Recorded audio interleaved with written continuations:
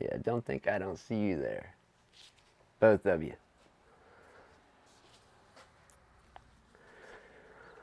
Oh boy. Alright, let's do this. Let's get this. Let's do a mic check. Mic check 1, 2. 1, 2. Mic check. Oh, we got a camera. Alright, roll call people. Roll call. We're gonna be a little dark there. I don't have the scope on.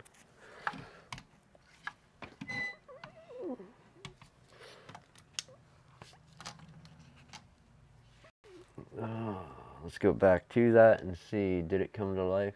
Shit, no.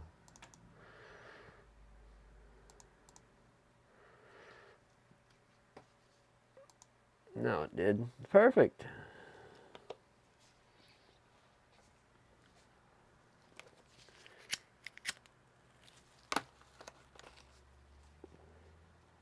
Good evening. Hopefully we have sound. I'm gonna check. I'll verify it over here. Ow. Head on microphone.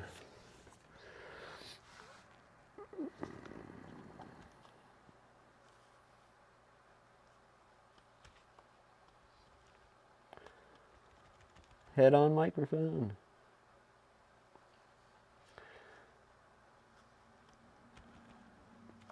Head on microphone. Perfect. It's a little bit low, I guess, so let's see if I can't turn this thing up. Oh, how do we do it? Can we do it in post? We should be able to do it in post, possibly. How much does that add? Hey. I don't know that it adds a whole lot. Actually, it is. So it's going to digitally clip. So we'll turn her back down just a scotch. I don't want to be digitally clipping. Even though we got a limiter in place. Red doesn't mean good. It only means recording. Unless it means clipping. Alright, give me a minute here. I gotta plug my cash register in. My card swiper.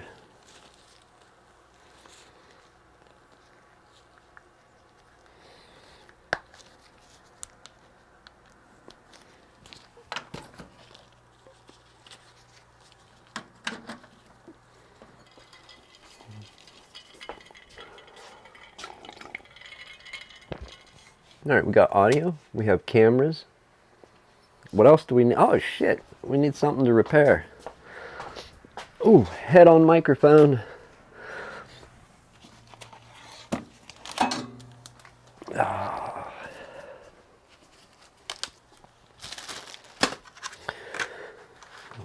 Let's get a possibility out of the way.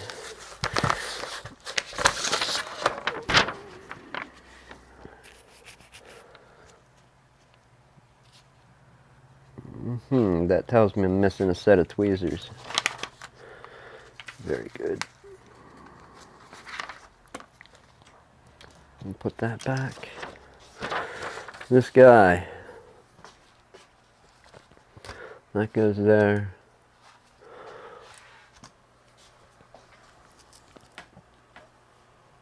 Fucking A. Oh yeah, by the way,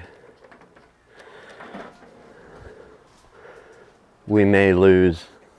Let me switch over to my other source. I don't want something else to kick in. Okay, it shouldn't. It might feed it out. If it does, I apologize. And if the stream ends abruptly, I apologize again. We got a fireplace. So, no heat right now, so we're using electric heat. And I didn't just plug it into a stupid extension cord.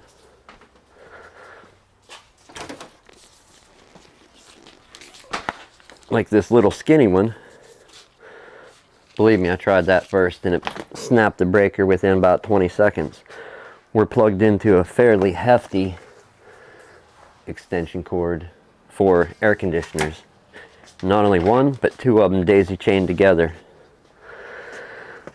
Alright. let's get started with some stuff. How are you guys doing anyhow? Good? Is it nice and warm? Tropical paradise over there in the UK? That's what I heard.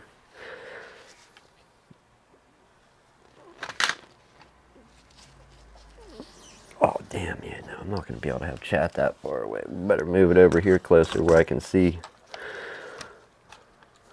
My eyes don't work at that distance.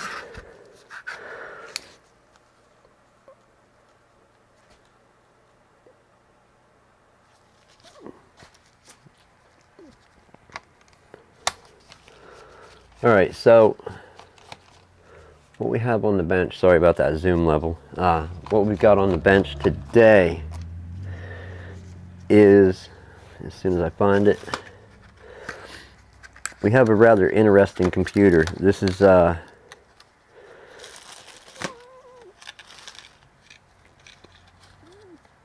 kind of interesting, not fairly interesting.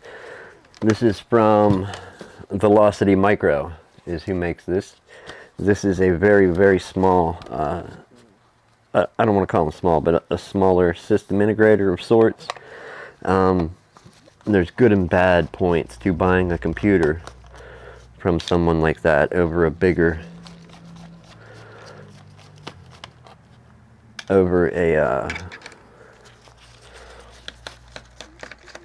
bigger builder.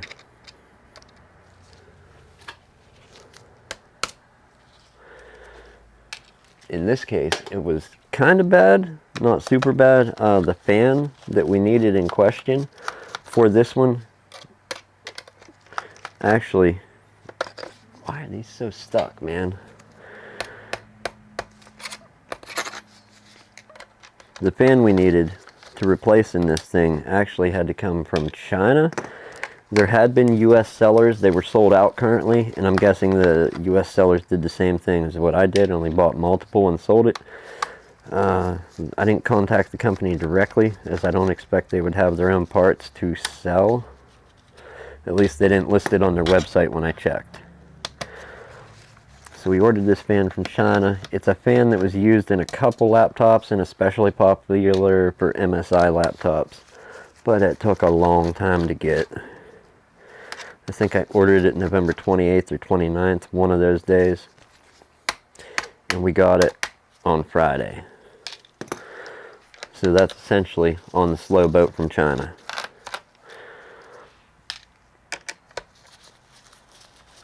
We got a little bit of work ahead of us on this one. Then I got a mouse that I want to sort out. And depending on time limit,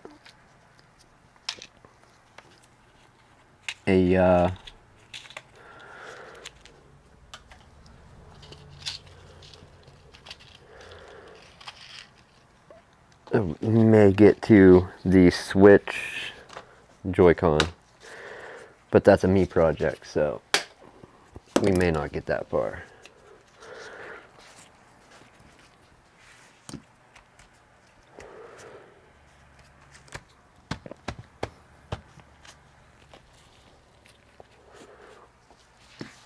Alright, that should be good. Let's start popping. What's going on? Who is that? Travis. Hello, how are you? I'm doing well. Yeah, there was nothing else going on.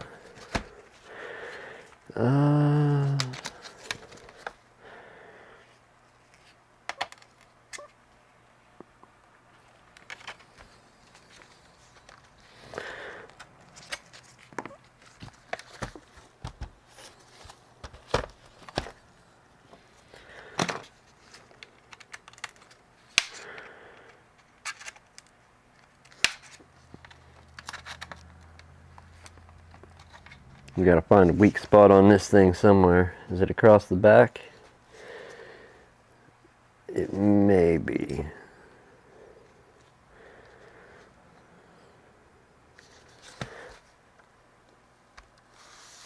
Okay, so no, it wouldn't be that gap. It would be this one.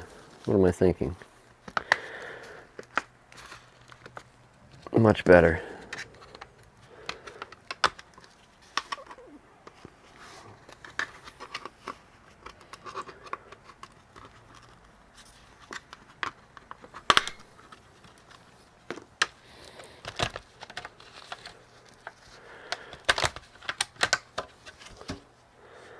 That's dirty.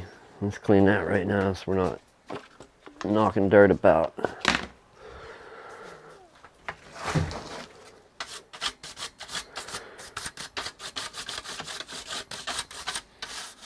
And back to the,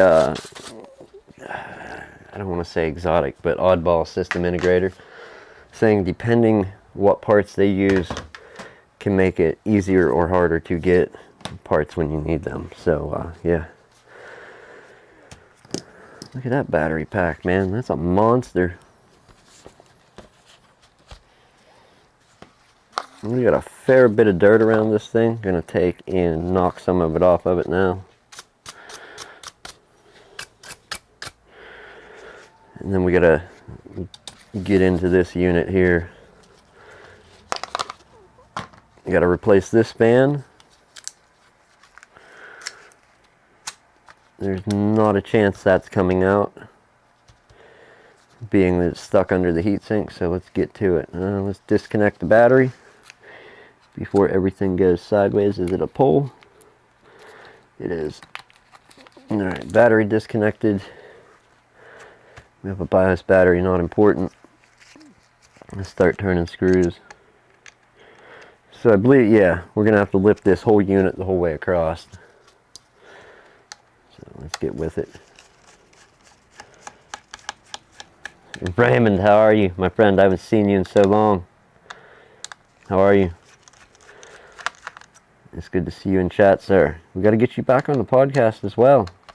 I thought I saw a post that you had a setup going and possibly some time that you were getting back into it. I hope that's true. I hope to hear more episodes. Or, I don't know if you did a rebrand or continued from last time or what, but yeah, definitely. So we have 3 little ones, the big one.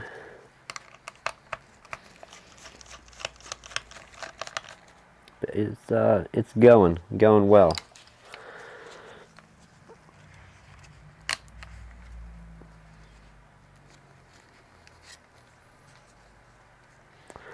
What's the to hold that wire. Okay, like what is the purpose of that?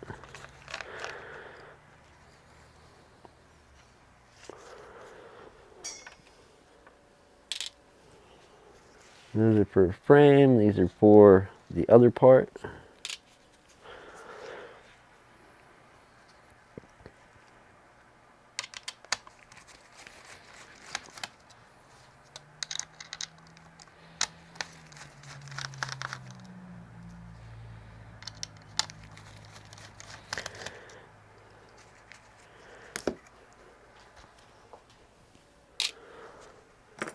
And we should have 3 or 4 in for the GPU, I believe. I'm curious to see how dead the thermal paste is on this thing. I believe this is a Ryzen system, but I can't be certain until we take a look.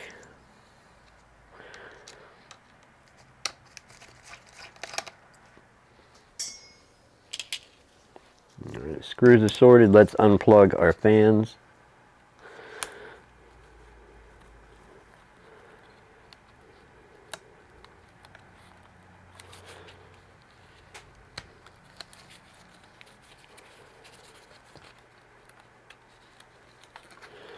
This is the one in question. It makes noise. Sometimes it won't start up. Other times it will.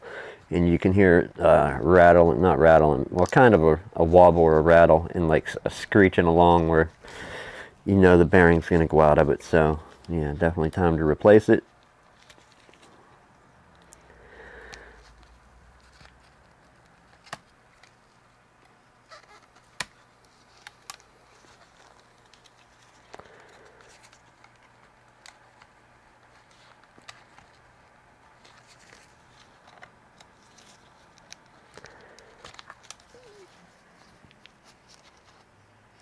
Contact again. Yeah, no problem, man. What else did you say there? New equipment. New equipment. Get a podcast going. Yes, sir. Always podcasting. Talking crazy into a microphone. Alright. 2 fans are unplugged. We're untaped.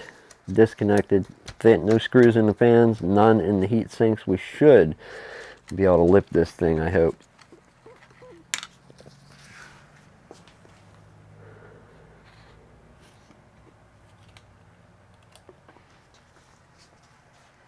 The question is where and how.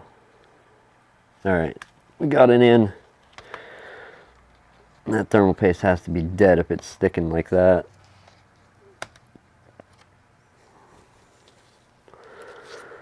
Yeah, there we go. So where would that go? That doesn't look very presentable, does it?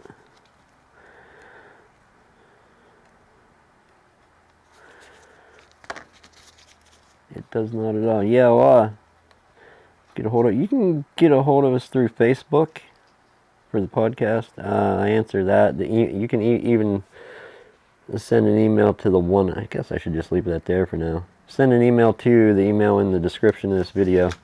Any of the contact info in the description. I usually check and answer regularly.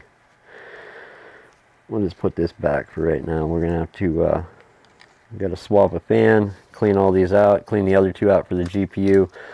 Possibly new thermal pads if I have the right thickness here. And new thermal paste. We're going to throw some MX6 on this due to its awesome cooling potential. Look at this thermal paste, man. That stuff is long gone, long dead. That is, I don't even know what they would have used. I've never seen it just like dry up and air gap like that. Unless they put it on, squashed it, and then lifted it to check that it squashed out properly when they built this thing. Like squashed it, lifted it back up to check, and then put it back down without adding more to re-squash out, you know, re-ooze out. That's not going to be fun getting off there. We're going to have to get some IPA on it. Let's clean off the computer first, and then we'll get over to the heat sink here. We'll go for our CPU and GPU. And funny enough, they don't have, not that they need it, but it would be nice to see some type of cooling on the chipset there as well. Alright, let's get the IPA after some of this stuff and start softening it up. See what we can get off of the CPU and GPU. A good old IPA. Man, do we even bother lifting that black? Oh, let's do it.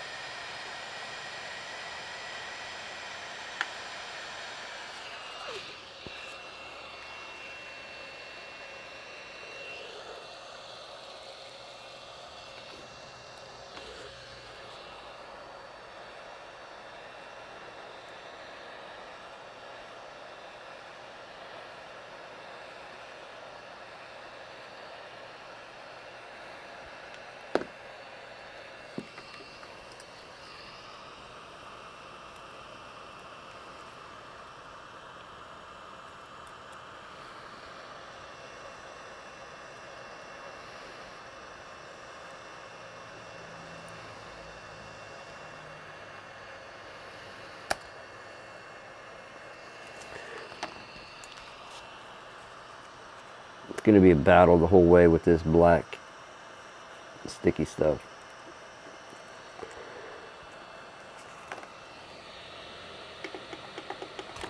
Now, what am I doing today? We're working on a laptop. It had a bad CPU. Let me look. This would be a CPU fan, I think. Yeah, CPU fan. The GPU fans were alright, so we're swapping out a fan, cleaning up old thermal paste, new thermal pads, mouse, and then possibly a Joy-Con. Right now I just want to get this off to get, it looks like some IPA has made its way under, or not IPA, but thermal paste is dead underneath it, so we're going to take this crap off and clean around the GPU die. If I can get the adhesive on it to loosen up.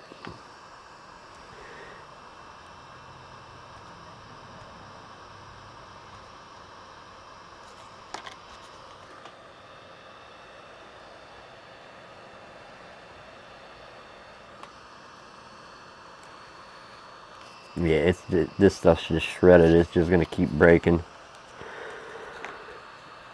And I really don't want to scrape into it in case something.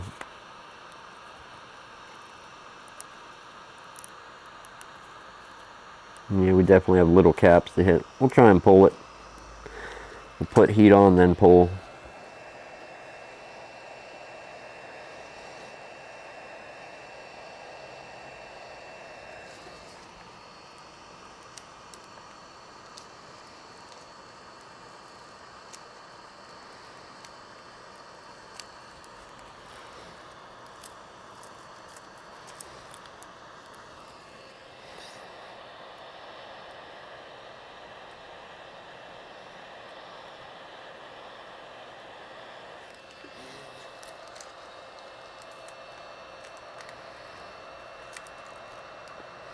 So this stuff will normally come off without being brittle.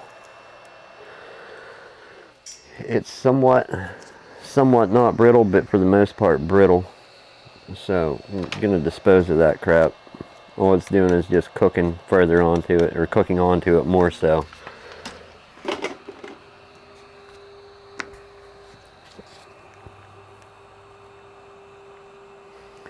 We have some very like rock hard baked on thermal paste on this, so we don't want to kill that.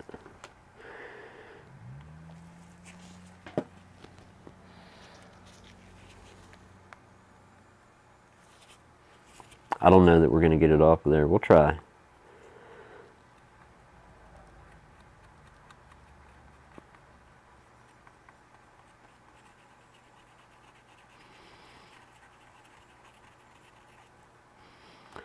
And wait a minute. So no, it's an Intel, I think Intel system with Intel and NVIDIA, not Ryzen. I was wrong. Does that say NVIDIA? Yes, it does, and that would be Intel.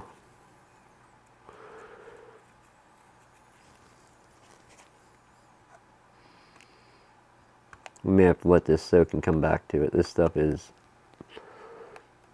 kind of like sandstone.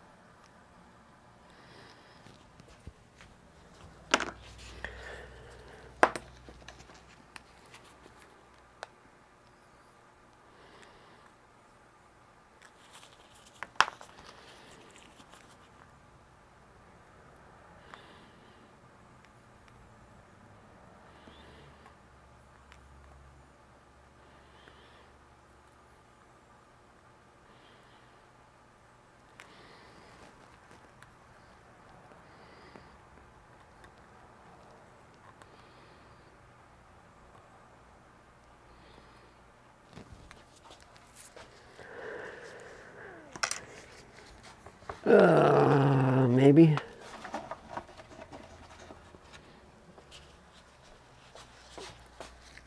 So figuring out what we're going to need, yeah, if this is going to come off in a timely manner. If not, we may have to let it soak for a while. Thermal paste, when baked like this, does not like coming off. You really can't go digging into either of the chips. So we'll give it a little scrub on it, see what we can get off.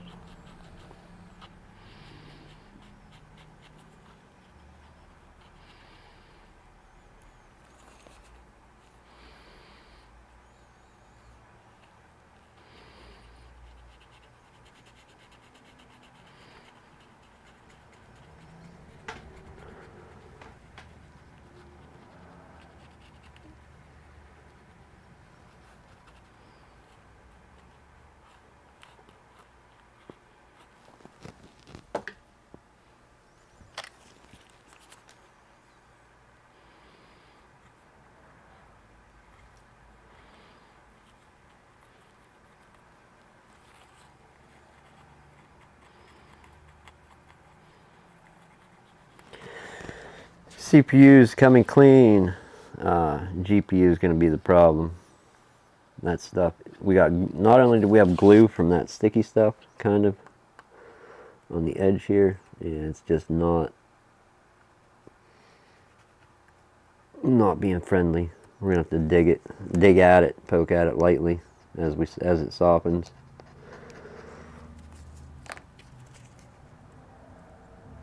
One of my least favorite things to do, just because of the potential of cracking the die, chipping it, getting an unfavorable result.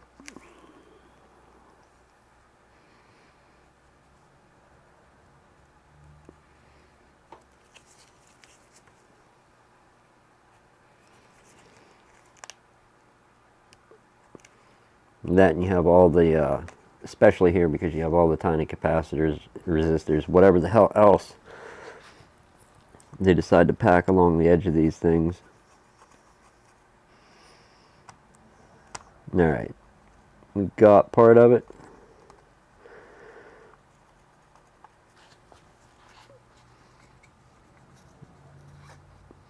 By the looks of the thermal paste also, looks like this thing should have went somewhere for service a while ago, unless they just, who knows what this, the place that built this computer used for thermal paste. It could have been some complete garbage that, you know, after a few months just turns into stone. We don't know. Don't know what they use. I don't want to know.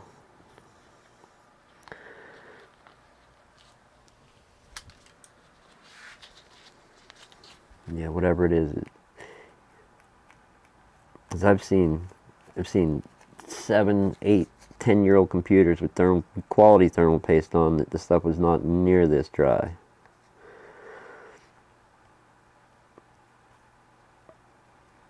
This crap reminds me of when, like the old AMD CPUs, the K series, years ago in would it be early 2000s, late 90s, when those would come glued. You'd pull a heat sink out, and you go to try and get the heat sink off. You would lift the whole CPU, like the AMD K9, I think, lift it right out of the socket. That's what this crap looks like. It's something they used back then.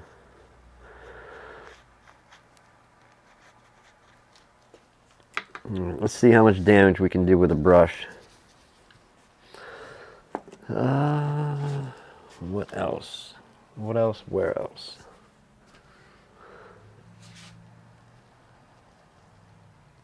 A second here. I have to think about this.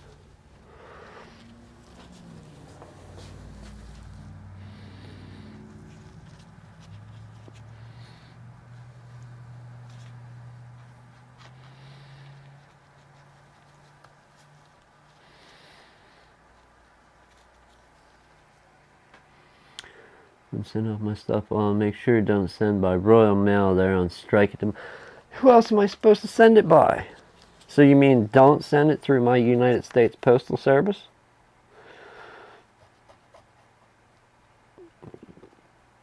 Like, I don't have a Royal Mail option, I don't think. I just go to the USPS and send it. Like, but can I see at my post office who it's going to go to? Like, who it will ship to? Well, I think I asked that one time, and they're like, we don't have a clue. We're here, not there. But I will try and find out who it will be handed off to.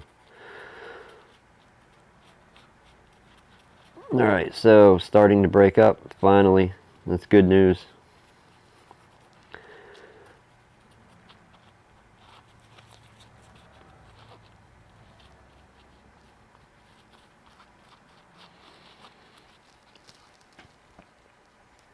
FedEx. I gotta go to the funny truck place. Man, they wear purple shirts. You know, nobody sees a problem with that. They're like purple and white.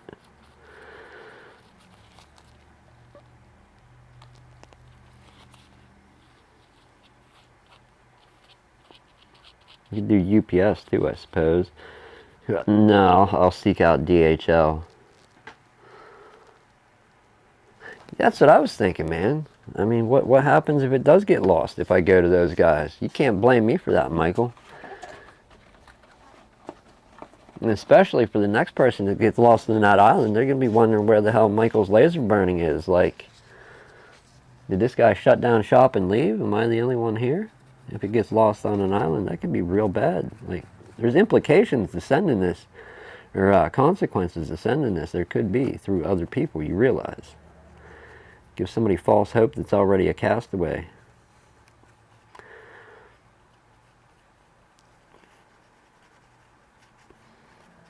But as you wish.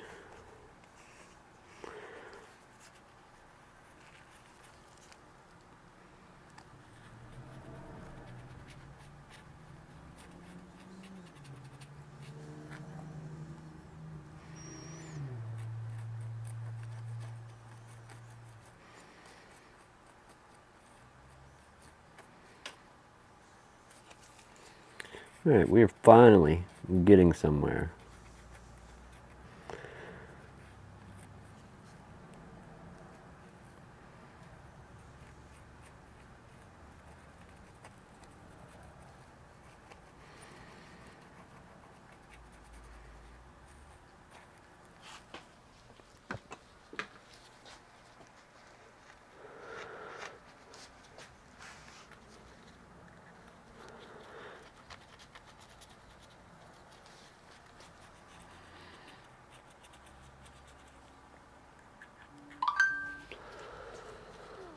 What's this one? What? Yeah. I will definitely. Will I be here tomorrow? I should be. I don't see why not.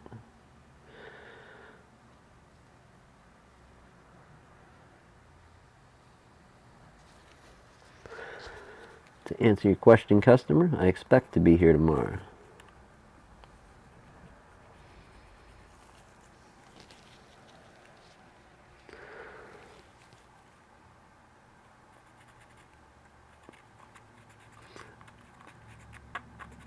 How sad will it be if Michael's stuff does end up on an island, though? I'm going to be super sad because I got to remake the stuff then.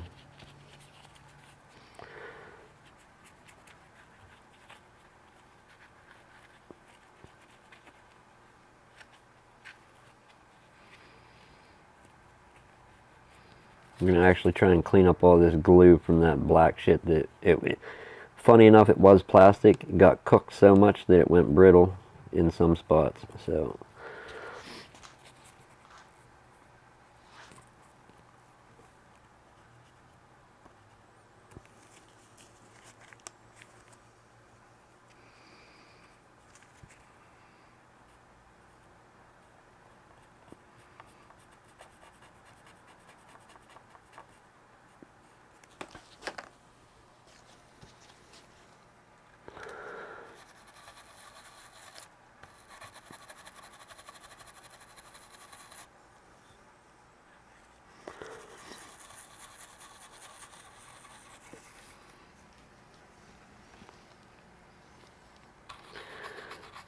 what's anyhow? Back to your comment there about Royal Mail. What are they striking about? More pay?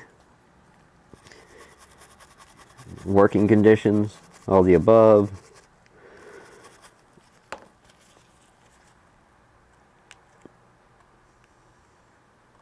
Man, that's some shit. It's going to take a bit to get that clump off. We're going to let it soak. Lose my mind. The CPU is done, just about.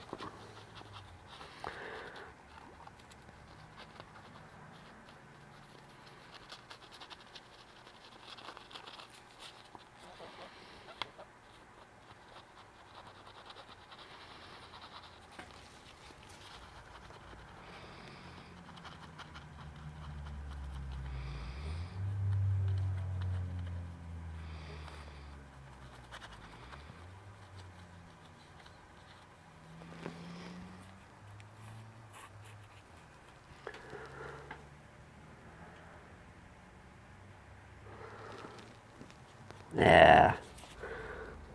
I mean, we'll send it however. I mean, carrier pigeon If we want to be sure, and we don't want anybody corporate involved, we will find that guy that's got the birds trained and we'll get that shit over there. Serious, man.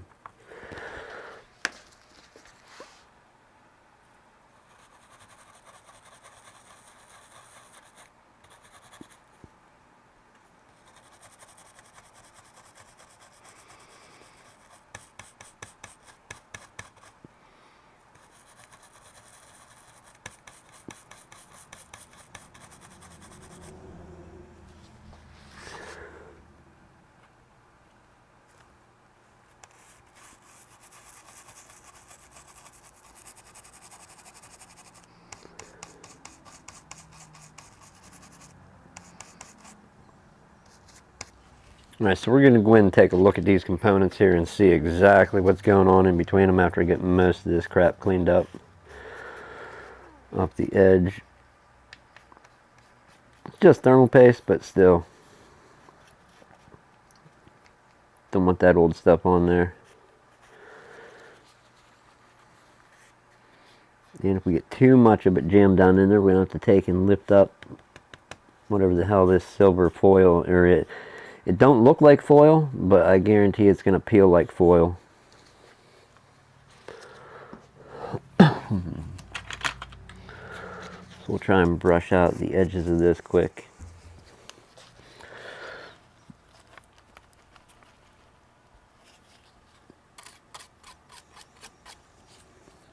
What are we going to do?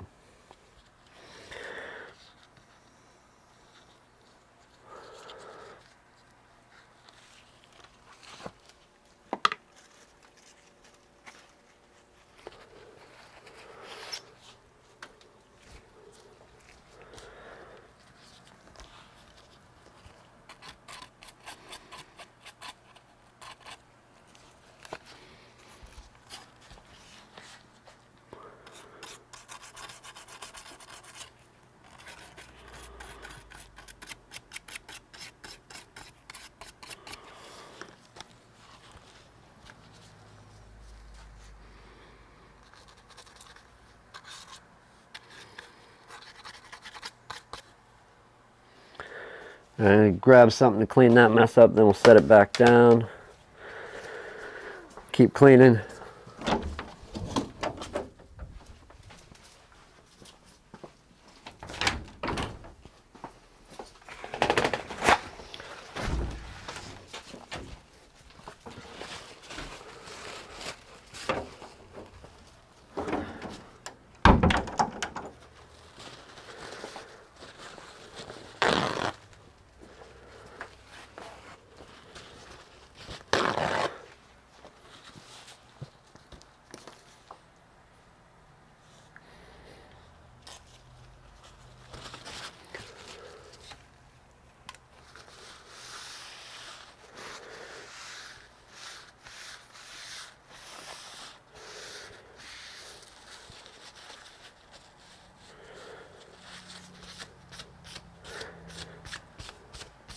See what you got going, Chris? See what you got going? He don't want it, Michael don't want his stuff ending up on an island. You got him spooked that the plane carrying his package is going to crash. So he's like, send it Royal Mail. I'll wait. As long as it gets here and don't end up on an island. Oh. No, we'll get it there, buddy. We'll get it there. What was I doing? Oh yeah, we're still cleaning this bullshit. That's right. That's right. We need some more stuff. Some more juice for the container here.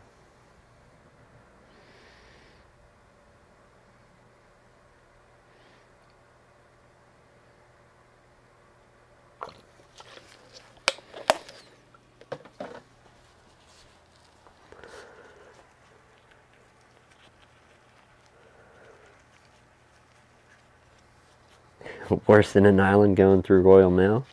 Come on. They have to do something right. I'm not saying a lot, but I'm saying like they've had like They've scored last place at least one time, right? I mean, come on. You gotta be honest here, right? Or like second maybe, second place.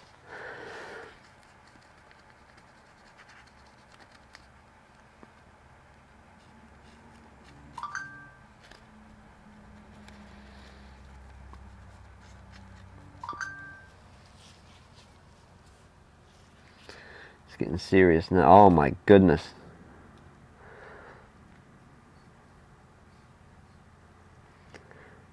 Michael, I think your package is right there. I see it in that photo, bud. It's sitting there. I recognize the wrapping paper. That has to be it.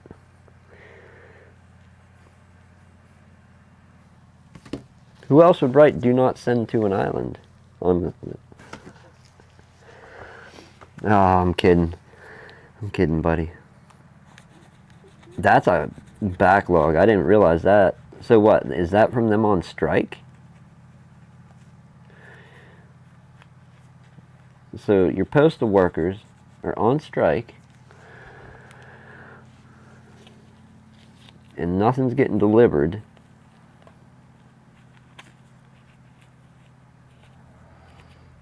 Dude, that's quite a backlog. Shit, are they hiring? I'll do the job. Anything's got to be better than this. We're whiling away this glue on here. We're going to try and scrape it free. Now that we've got thermal paste out of the way. I don't recommend scraping on top of the silicone of a CPU or GPU. But if you're going to go full-on stupid idiot move like me and do it, don't use a metal tool, use a plastic one. On, I guess, the scraping on the fiberglass of the whatever PCB part is. Yeah, don't go metal, use plastic. Plastic and very light pressure if you have to. But yeah, don't do stupid stuff. I'll do it for people so they don't have to get all super dodgy with it.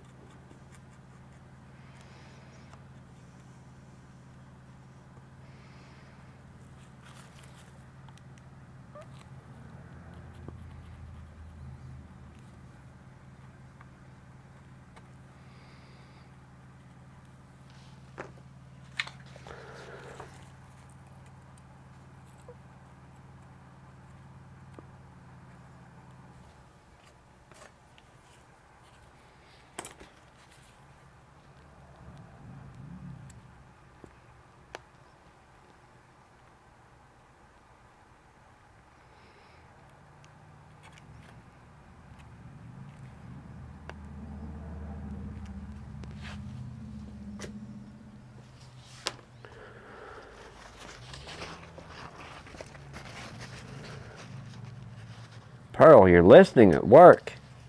Oh my goodness. Well, so be it. Listen away. We're going to be here.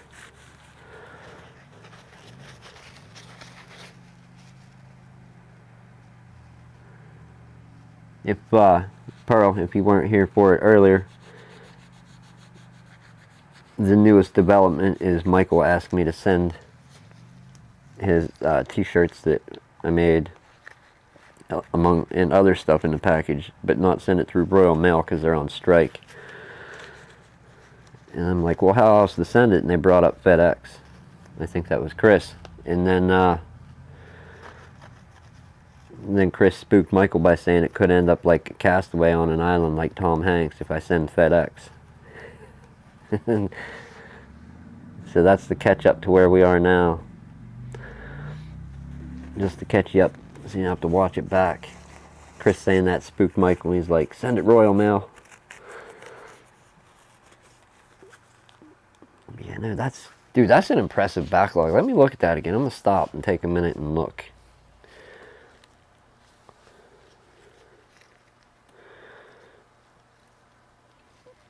Look at that.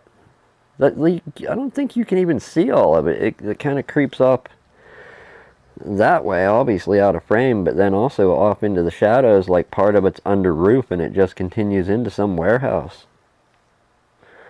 That is That is bananas, man. It does go into a facility. Holy shit.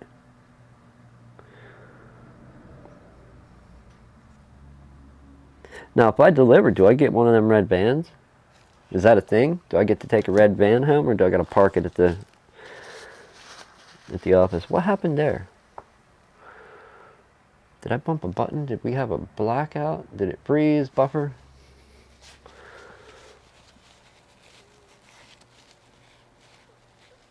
Yeah, Mr. Chris says hello, Pearl. Yeah, she's at work right now in a factory with lots of noise going down. So I doubt very much she'll be looking at her screen often, if at all. Yeah, Mr. Chris says hello. I don't know if anybody else did. But that was the catch-up, the recap of how I'm going to send a package, what to do, or what to do, or I guess not to do, and then we got on to Castaway. Thanks, Chris.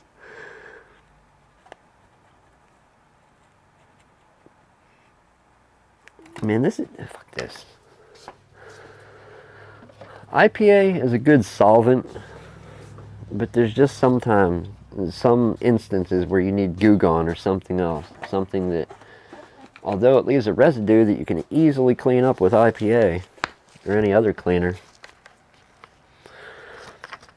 you just need something that's actually going to move that stuff out of the way. Let me read this now.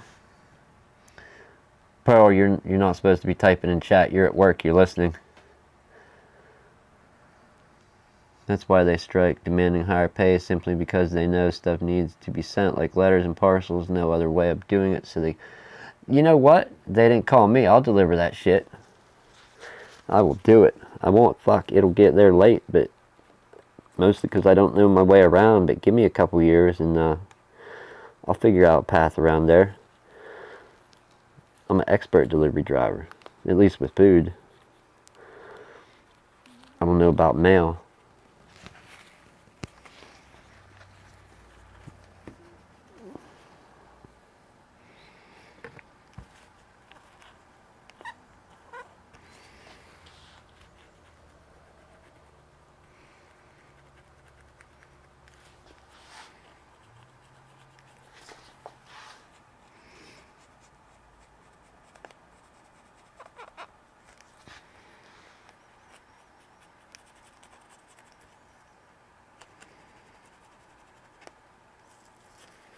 Let's go back to this.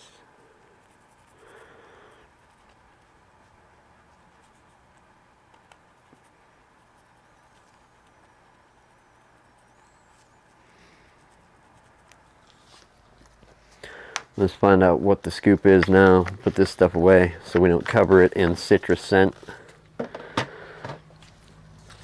and end up having to give this thing a ultrasonic bath just for... So it did move some adhesive, but not all. We're especially thick on this one side. I'm gonna say hell with it and move on here in a minute. But I'm trying not to scrape hard because then I'm gonna cut into the top of this chip.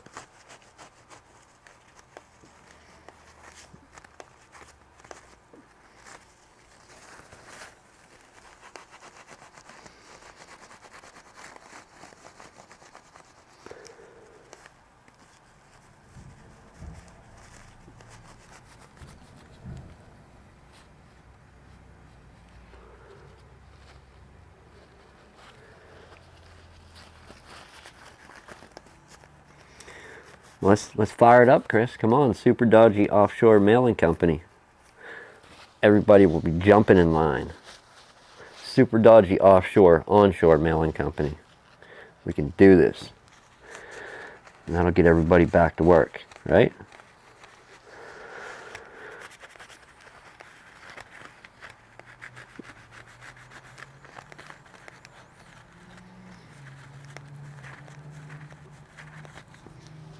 Alright, plastic razor blade, where is it?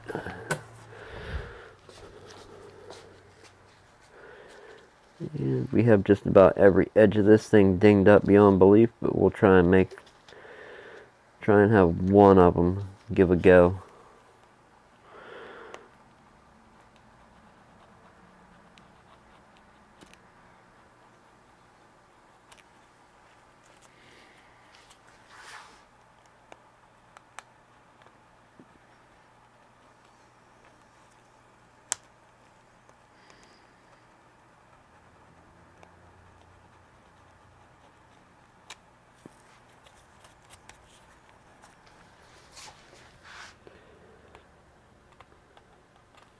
Come on, if a dude on a horse and multiple people on horses kept the postal service in this country running years ago, I could start a super dodgy mailing company that handles letters. I have to put the offshore in there. Super dodgy one, because I don't want to false advertise. So we got to be super dodgy offshore, onshore letter mailers. It even sounds professional. Come on. Who could argue that? Who could argue that? You can't.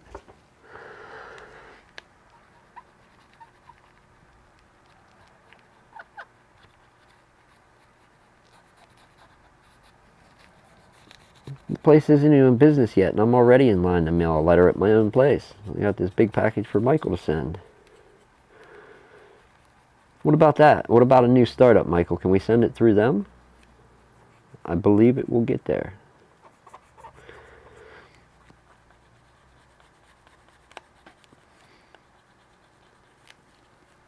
Alright, done with the adhesive, done with the, what's it called?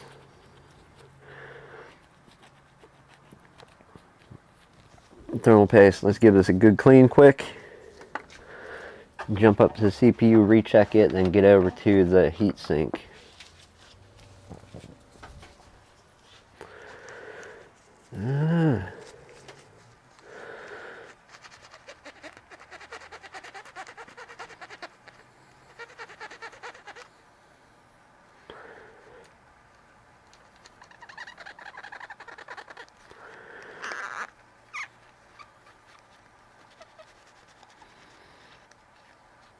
Oh yeah, I did say I was going under scope, so we could check between those capacitors. I forgot about that.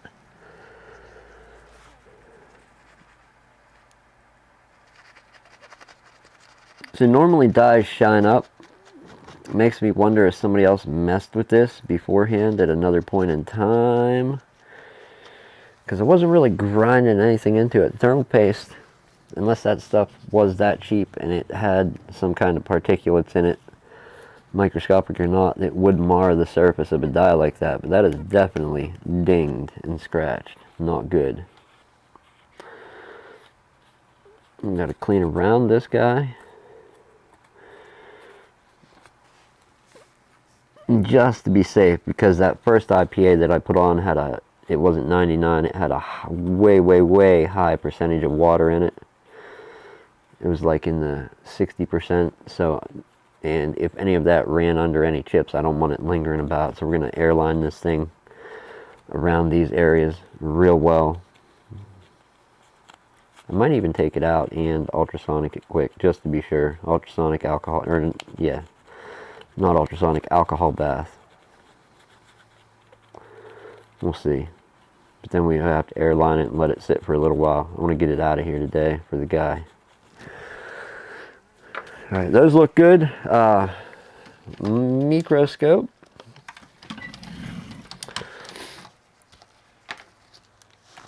Maybe. Moving my whole mat. Get back.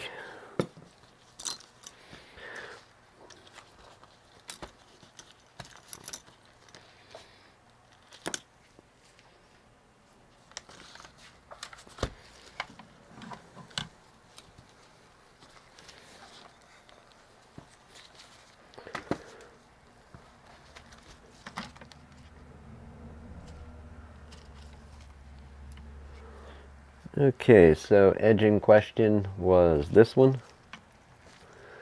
So it looks like there's still some crap in between them, but we're gonna live with it because overall it's not too bad. There's that silly little mini brush. We'll grab that and see what can be done with it. If anything, if I can find it. There it is.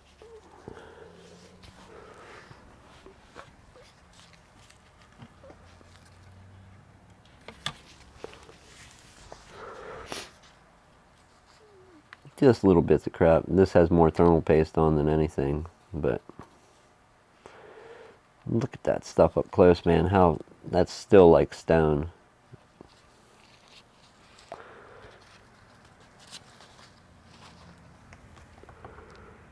Mr. Danny, how are you? How's the weather over there? Tropical paradise, I hear. Oh crap, now I gotta start doing conversions. No, it's super cold here. It's like 25 Fahrenheit, whatever that converts to Celsius. I'm not doing any converting right now. Look at that, we can't even get in there at the point. We need something smaller to knock that loose.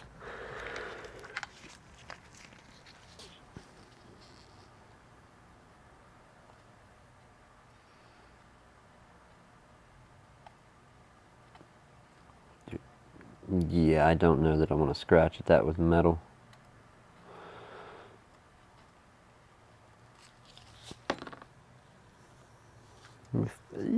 What do we got? Plastic that'll work. Let me look. Let me look. I have a plan. I have a plan. I've seen it on the X-Files. It'll have to work.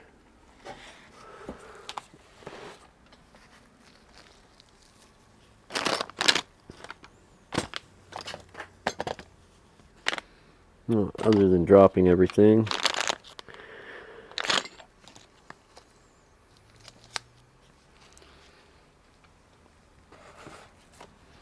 I don't know why I'm looking for something that's readily available in my closet.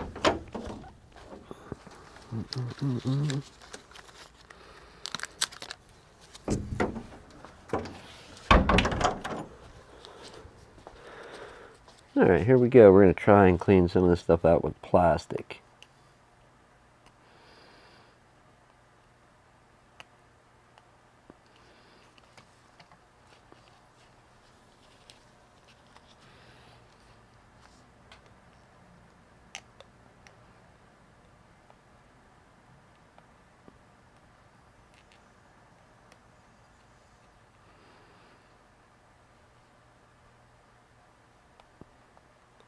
Yeah, thermal paste was way dead a long time ago. And look at the state of this thing too. That should be shiny. So whatever was in this was, you can see silver. Normally I don't look at thermal paste this close up. But whatever they had in it was not, like I said, it reminds me of stuff from the late 90s, early 2000s, or no, it'd be like the mid to late 90s. Those CPUs, like the real old Athlon XP and whatever else there were. I think the AMD K9s. Like literally, this looks just like the stuff that when you'd pull an old CPU out, like try removing your heatsink, it would unsocket the CPU. Looks just like the same stuff, and it's actually scratching, so I'm going to try and soften it, get it out of there. I don't believe that it needs to be on there, seeing that we cleaned all the rest of it off.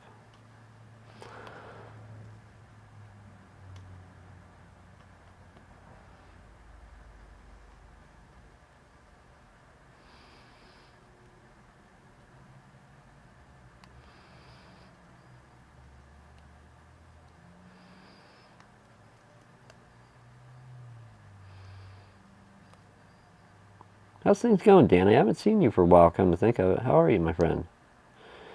Very well, I hope. I'm currently looking in a microscope, so I will read chat in a moment.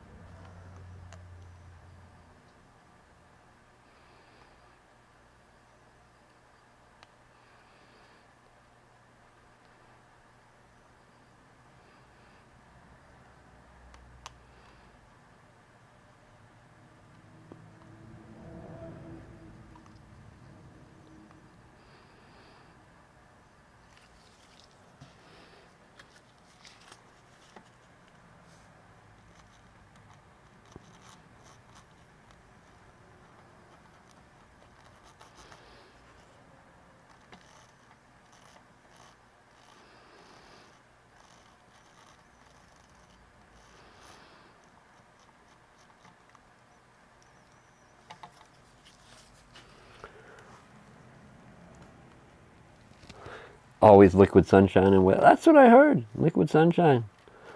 Born in Wales. That's where it comes from. To be sunny all over the world. That's what legends say. Folklore.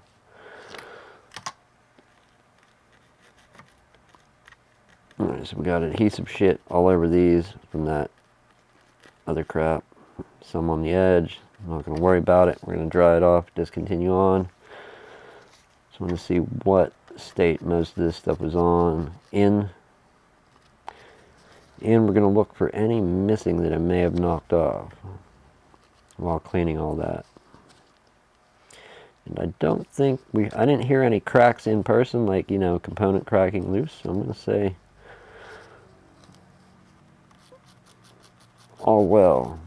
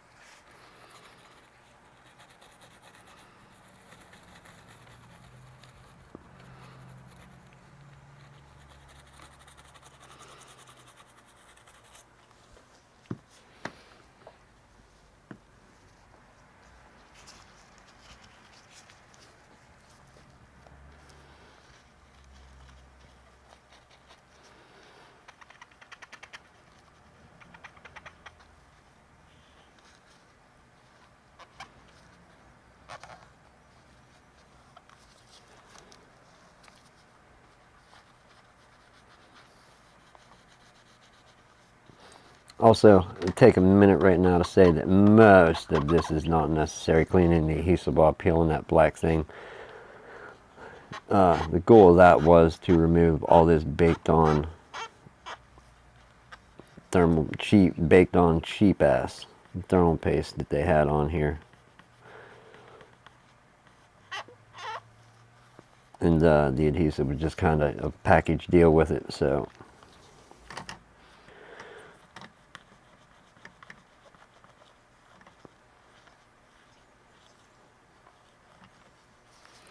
Whatever that stuff was though, man, I would not put that on anything ever. And this is from a few years back that this was built. 2018 maybe. We'll see. I don't know what CPU that is. Or yeah, GPU, sorry.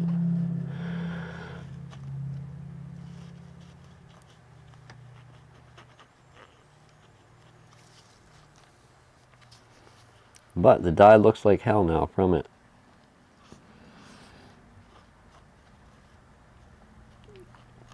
Normally, when you clean them off, they do not look anything like that.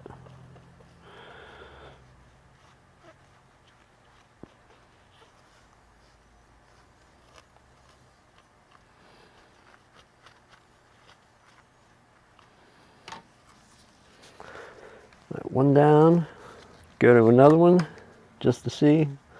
Look, see, same stuff, same thing. We still have to get this off of the, wow, that just looks bad. That's permanently there. That's never cleaning off of that.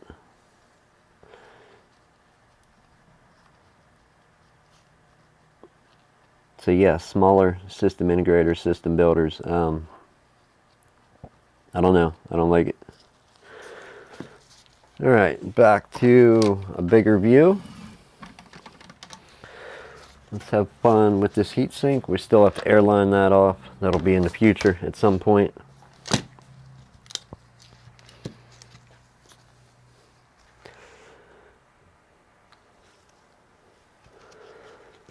Believe it, this stuff is the same stuff that was on the CPU and GPU, so it's gonna grind the hell out of this copper. We're gonna try and soften it. basically same thing. I mean, what choice do we have? But it needs off there so we can put something proper on that's not gonna turn into sandstone.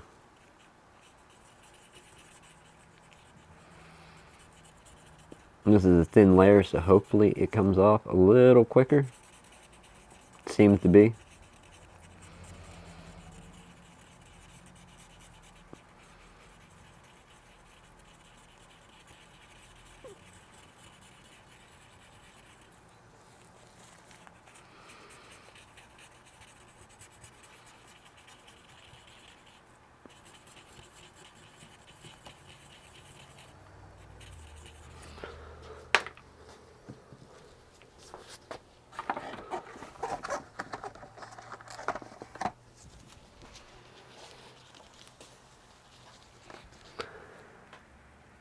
Don't know how long you've been here, Danny, but did you hear about FedEx? We'll let you watch it back so you can hear it if you didn't, and if you were, cool. But yeah, you need to go back some and check earlier on. Well, afterward, if you weren't here for it.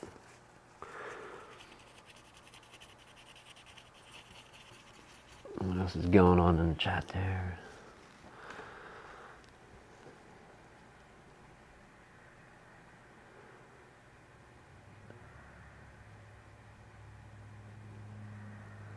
Wait, what? You can come pick the package up? Is that what? Hold on. Let me read up in the chat here. What? What is going on?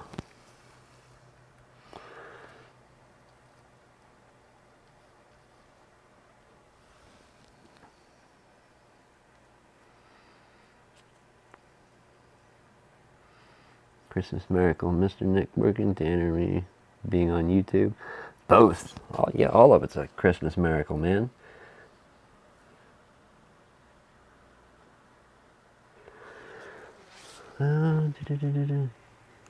Yeah, you got to rewatch and learn about FedEx.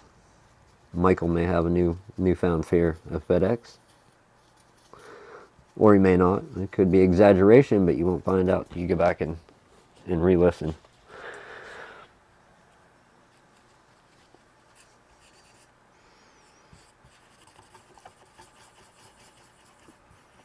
Yeah, no, if I had the time and money, I would hand deliver it.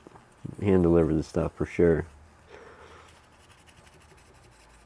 So we're getting there. Like I said, I don't know if we're going to clean it off first or grind through it with this sandstone-like thermal paste. Maybe that's what it, you know what? Maybe it's got serviced at a garage instead of a repair shop and they had valve grinding compound. That would, I suppose you could use that as thermal paste. I don't know.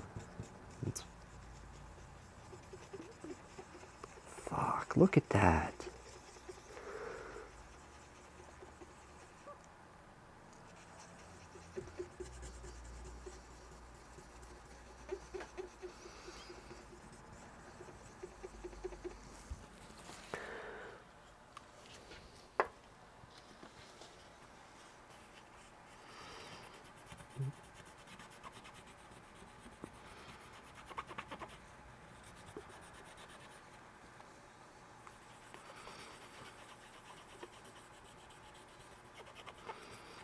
I mean, that's by no means normal.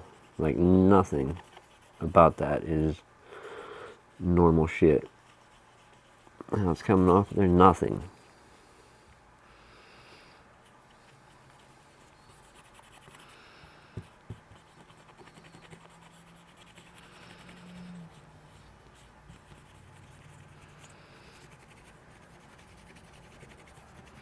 It is a Monday evening. What else is going on though?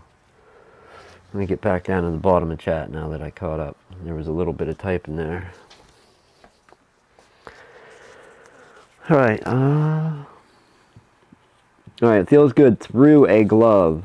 That's our new metric of measurement for this valve grinding compound that we're removing. Feels great through a glove. So we'll call it clean.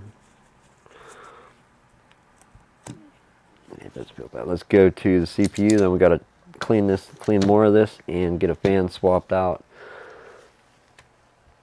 Here, let's get in on the action together. So that's what the copper looks like, and whatever type plating they might have on it, or just from heat, could be discolored from thermals. That's what it looks like when you clean the thermal paste off, which is not.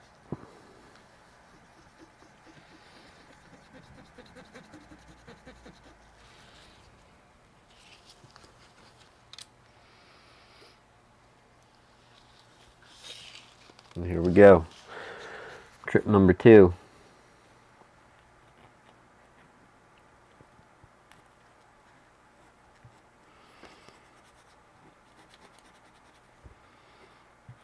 So at least we had some of it break off in big chunks. That's actually great.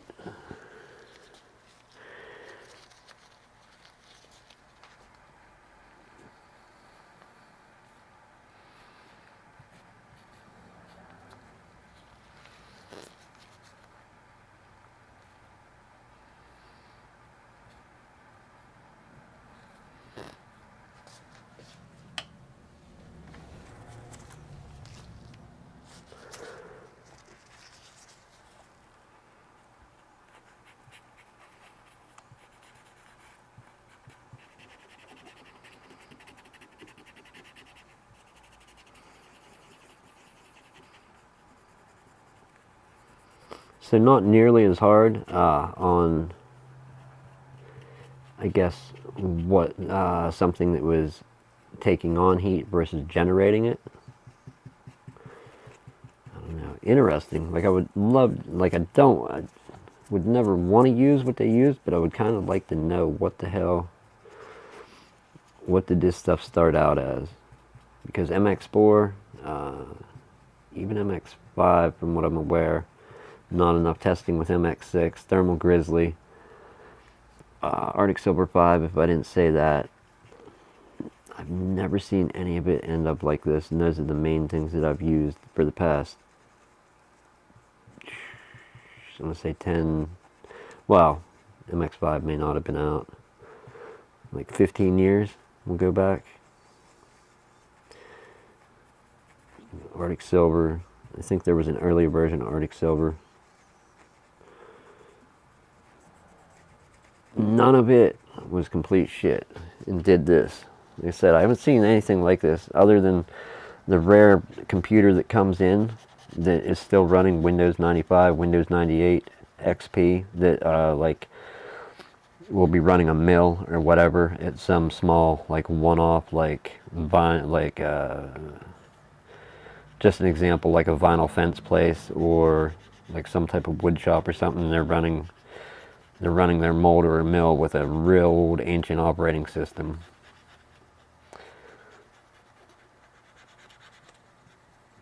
Old CPUs had, or I've seen thermal paste like this from way back then. Those old ass computers, but not recently.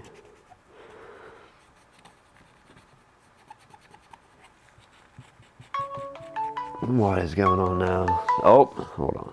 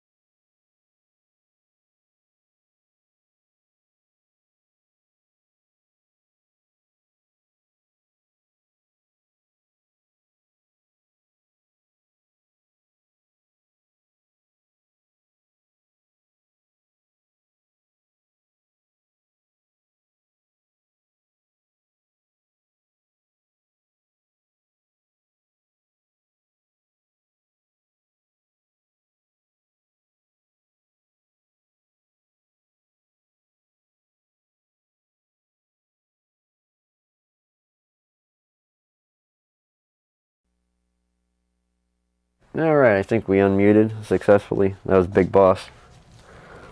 She called for a moment.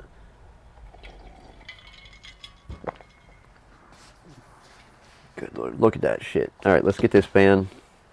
First, let's make, yeah, that's CPU. It's a single fan. This is actually a double fan. And it's actually 2 fans in one housing, which is kind of crazy. But I've seen crazier. We need this out of our way. I'm not going to grab my shirt with thermal gloves. I'm actually going to change them, because we still got some dirt to work through.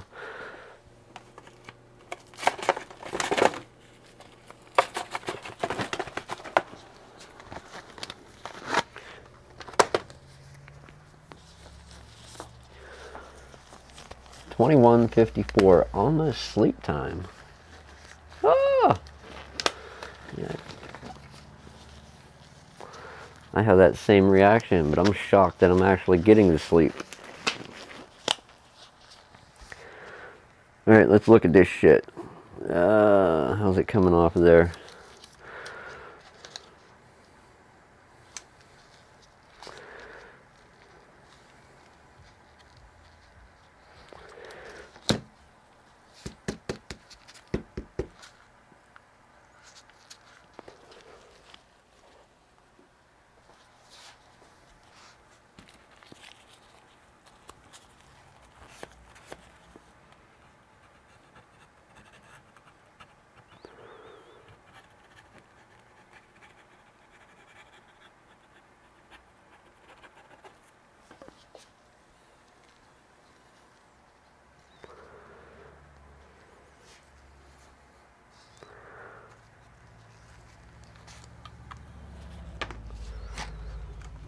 We'll try heat.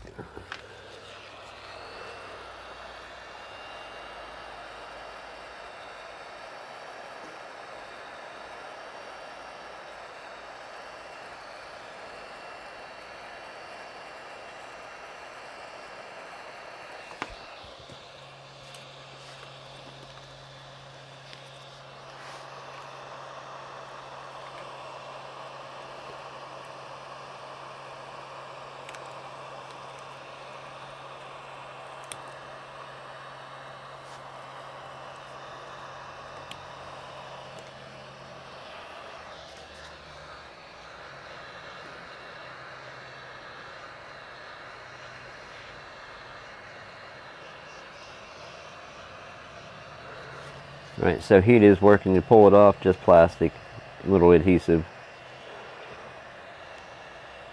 The thing is, I don't like peeling this stuff unless I know it's going to stick back on, but we can always use some other type of adhesive to stick it back on if need be. We'll give them credit on this stuff. They went fairly thick compared to Dell and HP, Toshiba, and every other manufacturer. This is like where the other stuff that other manufacturers use is more like, how do I want to say it? More like paper. This is like cardstock for thickness. Alright, fan. I think we have one on the top side, and then we can, we're going to have to replace that one. We have a bunch of thermal that ideally I'd like to replace. I don't know if I have all the thicknesses. I do. It looks like it. Except for these. Whatever oddball thick ones there are like that. But all the big ones, all the blue and most of the gray I have here to replace. Is the thermal rating the same? I don't know. So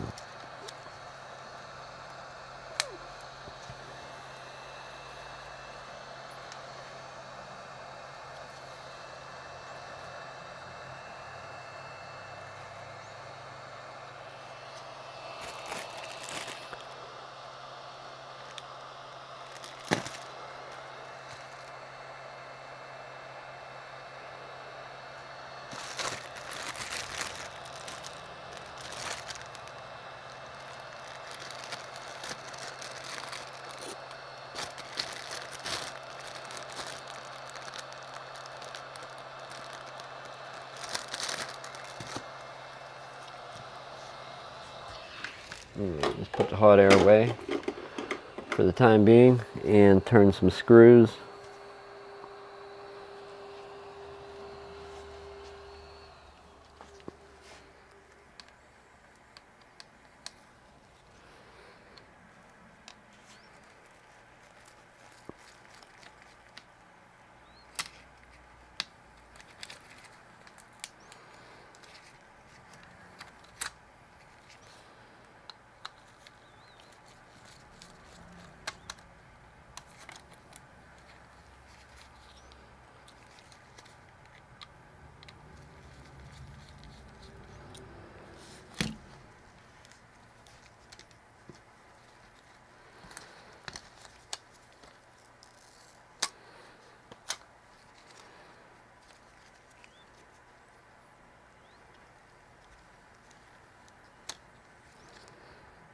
One more. All right. Are we really going to be stripping a fan down? That's what it's starting to look like, that we're going to use the top, recycle the top because of connection, and we'll just pull that apart and put it together on the bottom. Hey, I'm okay with that. That wasn't the initial plan, but that's what we got to do.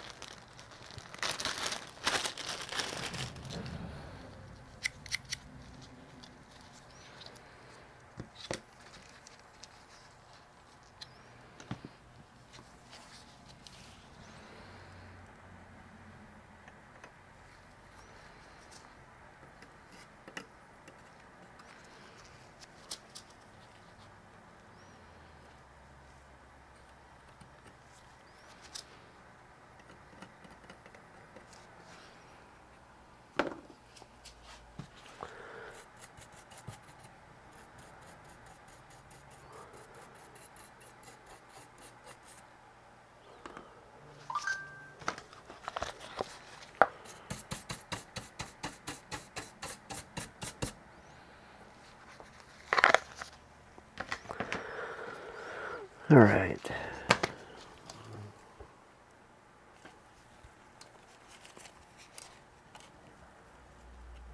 Mounting holes are in the same spot, and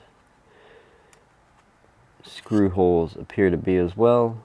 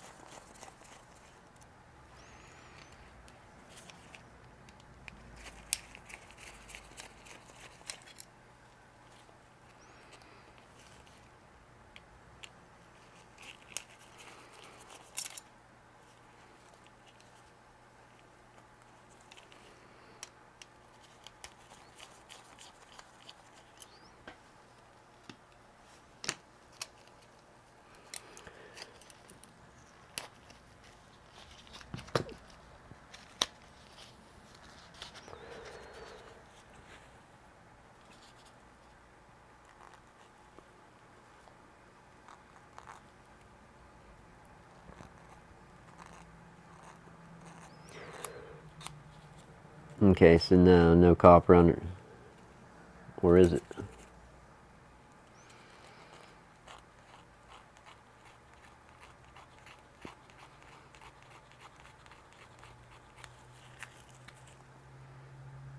That may be copper under a layer of paint slash primer, and then whatever tin, nickel, or plating under that, and then possibly copper. But what I'm seeing, we're using that top plate mainly because it's connected. Let's see if we can put it together.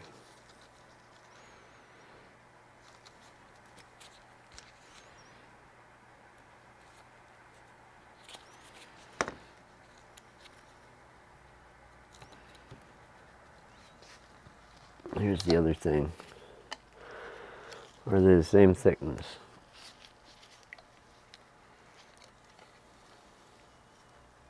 They are. Although, way less spins.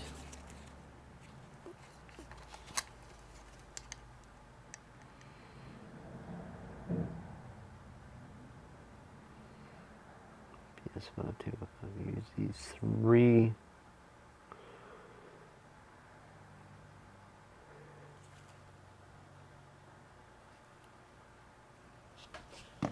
Yeah, we're going with it. It's a similar fan, but way less spins on it, so let's hope it works. We don't want to use these. These came out of the old fan. Although they might be the same, we're going to use the ones that we actually pulled out. They were threaded. Could be a slightly different threading, so we'll go for these ones.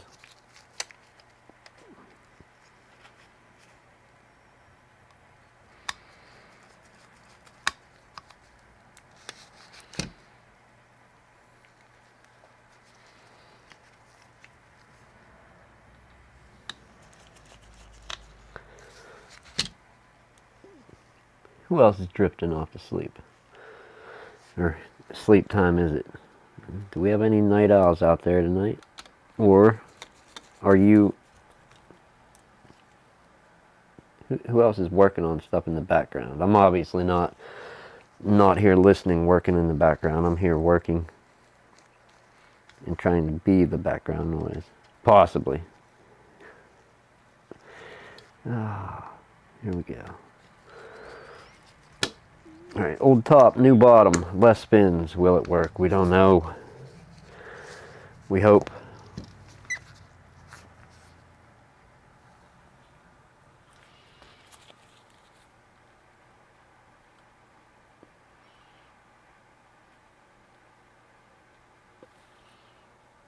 Yeah, as dirty as some of this stuff is, I really don't want to try reusing it. I don't have these ones, so they're getting reused definitely. The blue stuff, is all the blue stuff the same thickness? If it will, before I go yank, no, it's not. So we have some super thick, yeah, many different.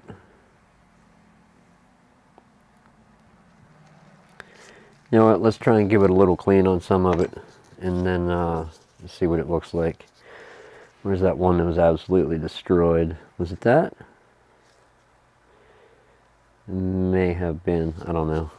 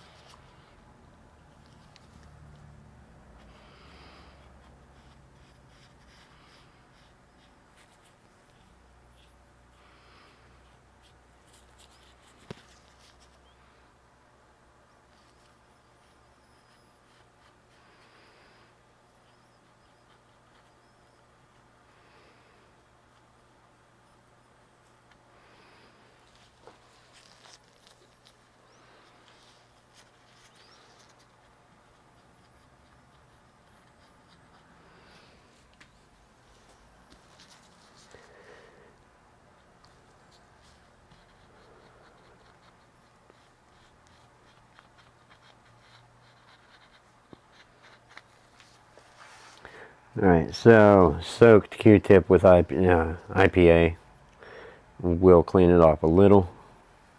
I don't think it's going to give it that new look though. We're going to go for fairly clean.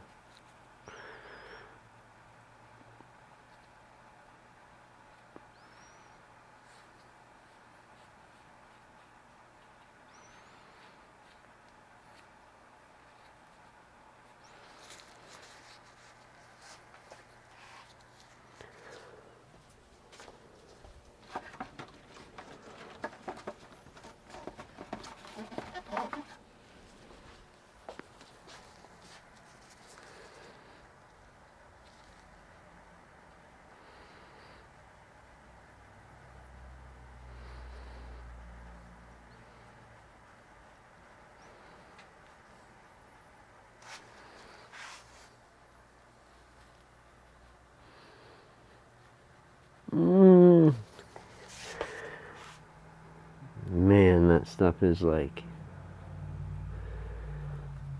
smashed thin from being on there. They probably used something too thick. Yeah, we're giving it a quick clean. a quick clean, and then just brushing all the grit off, and then going for build, or not build, I got to airline that the computer off.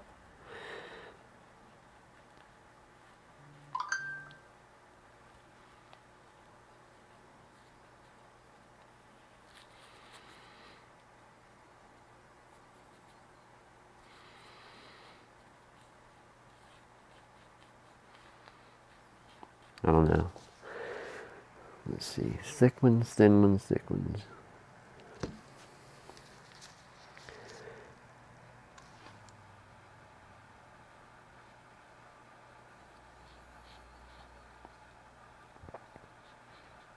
See, I don't know what IPA does to this stuff over time, too. That's the other thing. I'm not certain what the formulation this is. The thermal pads, you can rip them fairly easy, so it's not like it's just like a silicone work mat. So we're going to see what it does to it before putting it back on. If we got to swap, we got to swap. That's fine. Right there. I'm going to call that good, a little bit cleaner. We got to reattach these. I'm going to take a look under here at the GPU fans. There's a good amount of shit stuck to these. I prefer not to stick dirt back in it.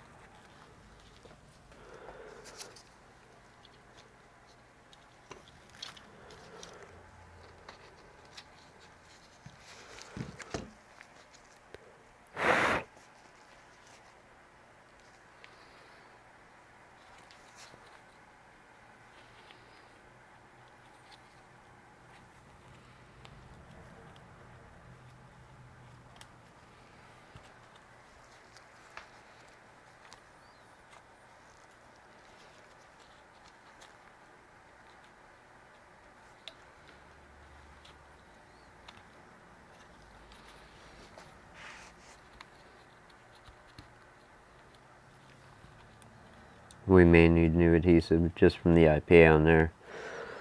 Over time it will evaporate and let the old adhesive that we didn't scrub on dry up and stick, but yeah, if it doesn't want to go down, we're going to have to peel it. Let's check this side. Is this cardstock like as well? No, this is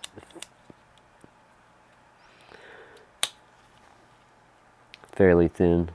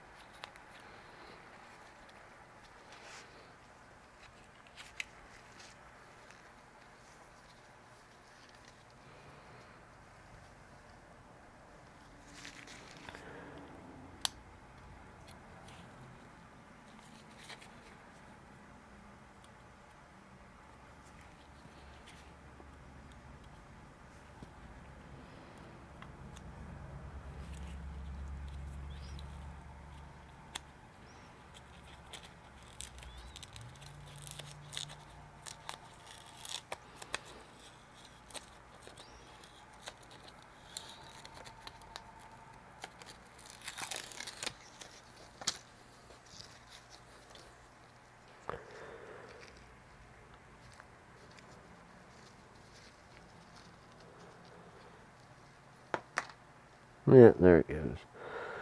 How many to get this off? 1, 1, 2, 3, 4, 5, 6. Alright, fair enough. Let's find something to set this on.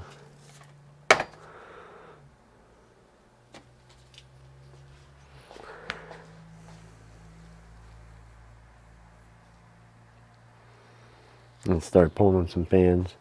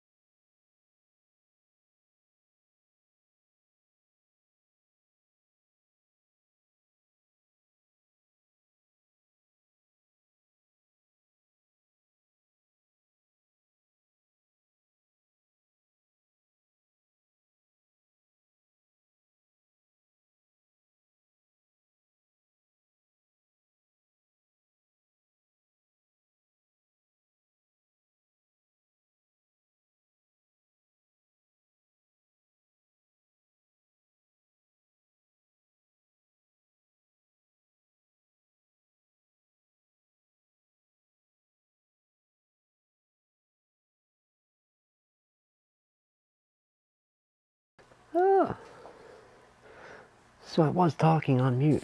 Okay, no big deal. I always forget when I'm mute. We're talking again. So, we're real close to having to wipe off the bottom again. That adhesive that's good that it was getting tacky.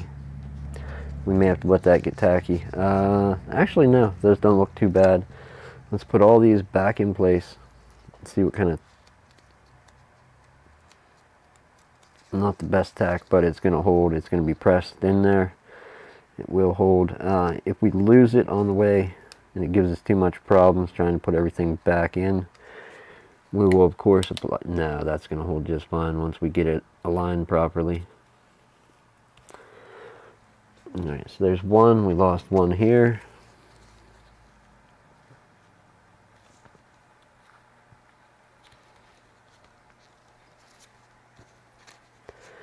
We have that for the other side.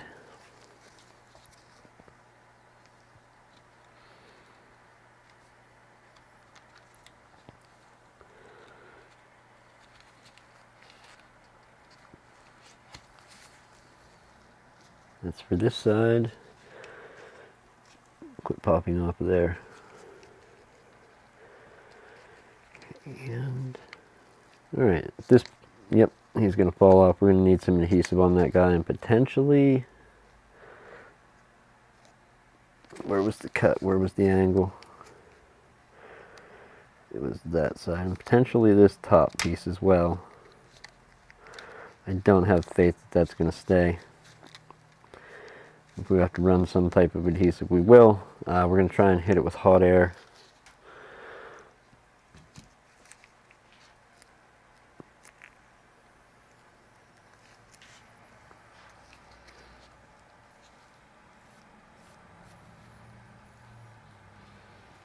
Oh, that's why it's not sticking. We have none across the back, literally. It's all on the old fan. Okay.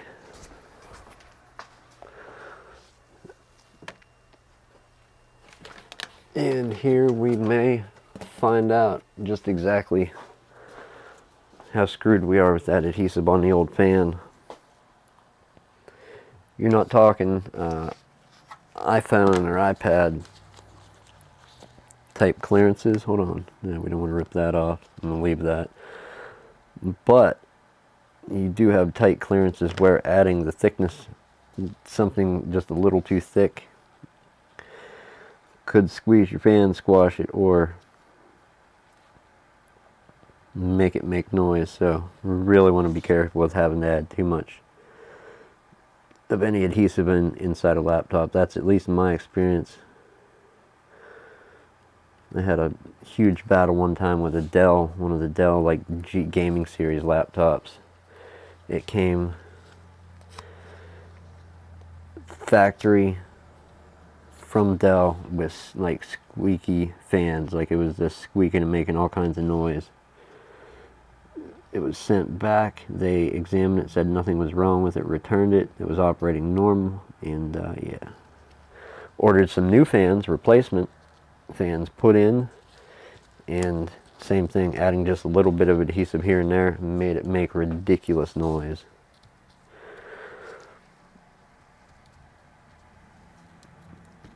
There's that one. Let's flip this over, give it a stand. Yeah, we're going to stick this down with some. Really don't want to, but it's going on a heat pipe in the top of a fan, so let's hope that it has no ill effect. Not what I wanted to do. It's alright.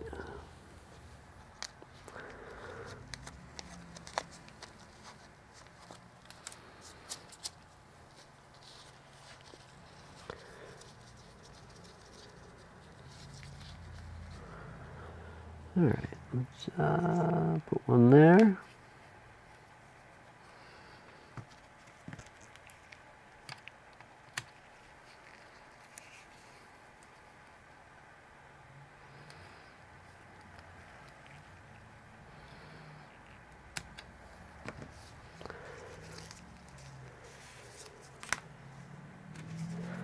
Necessary, I haven't a clue. but we're putting it on to put that piece back in place. Could be airflow, could be partially heat shield. Not entirely sure what they're up to with having this one on the top here.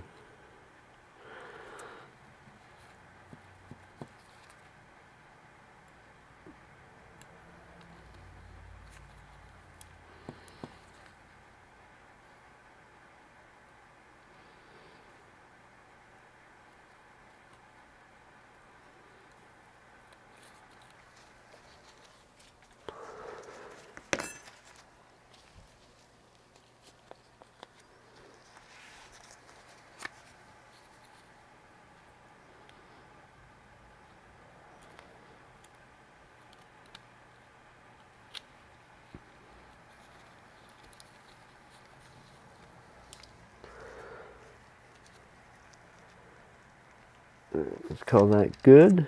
Claim this back. We have one to put back in place, and it's super dirty, so we'll give it a clean, and then airline and rebuild.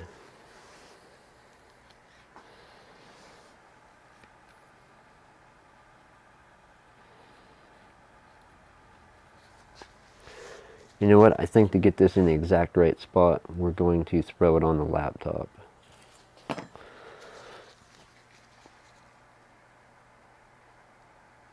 Because it had a mark. There was a mark on the other fan as well.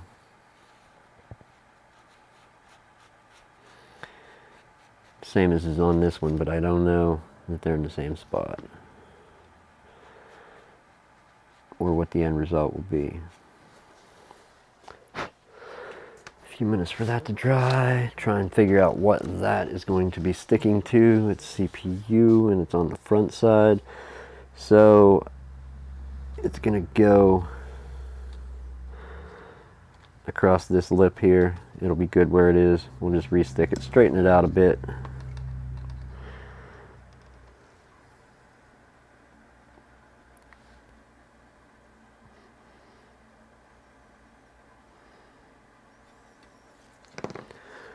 Alright, airline, let's do it. What do we need? What do we need? Let me lift these couple stickers out of the way first, if we can, without ripping anything off.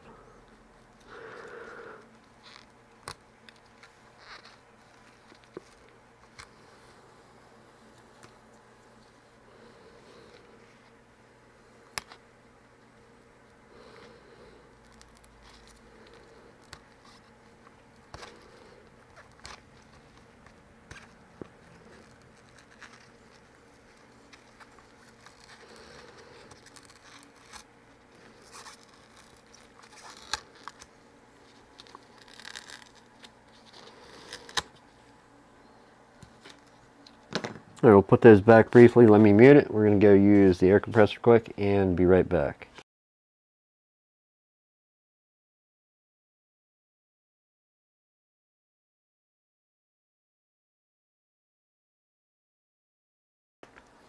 Also, a quick guide to know if we're going to get everything out of there. We're going to flood some IPA in around everything.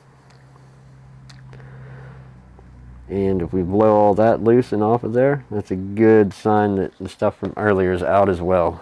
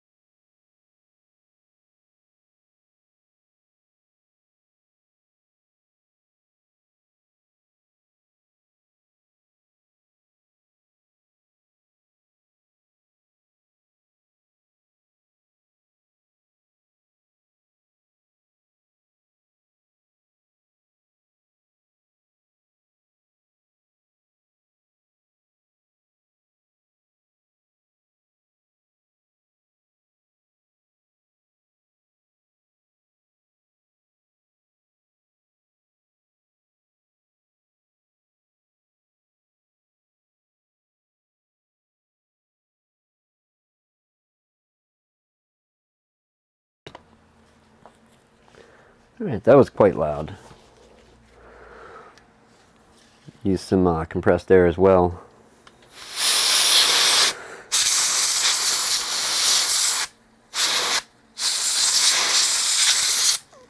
Nothing coming out from under our chips. That's good. Faith that we got everything out of there that need to be out. Let's throw a couple of stickers back in place. Thermal paste this thing and put it together.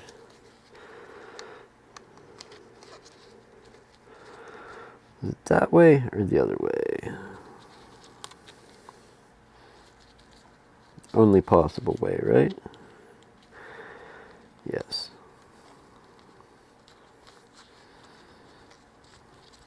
Yep, components line up. Alright, everything's lining up where it should.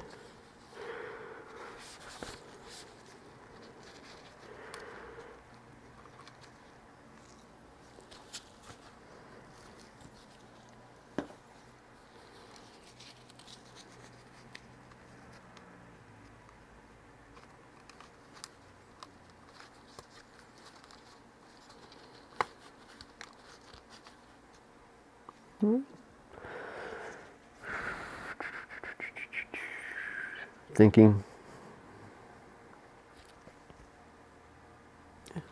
We're good, let's go for it.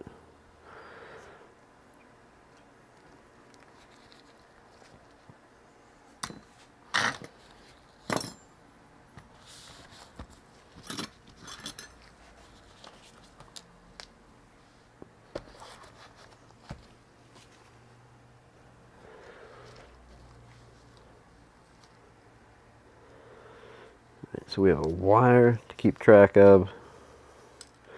It's not all coiled up like the other one, and then the wires for our other side. Make sure they don't go under. We'll just pull them up now. And tons of thermal paste.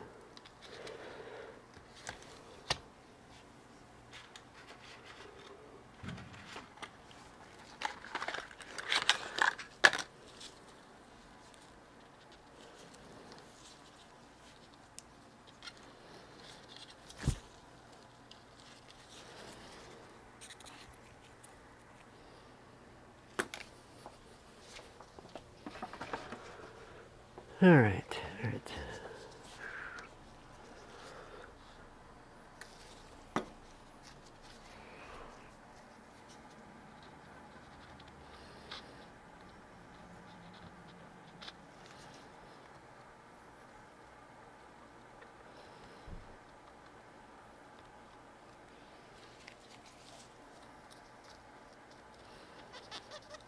It's heard a car door. I wonder if somebody's coming in.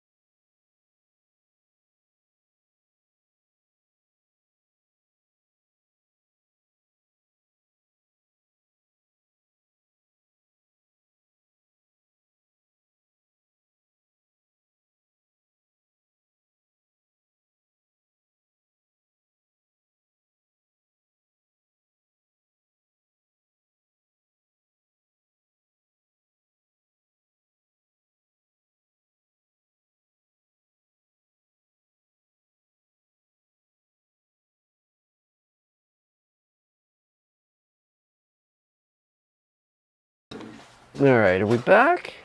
Yeah, I think we're back. Sorry, I had a customer walk in. We was talking Microsoft Office. Hello, Fernando. Sorry about that. Like I said, talking to a customer. Yes, nice machine. Alright, we've cleaned these thoroughly. Yes, the GPU and CPU dies are marred horribly from whatever valve grinding compound thermal paste they put on it. We got it off of there though. Success.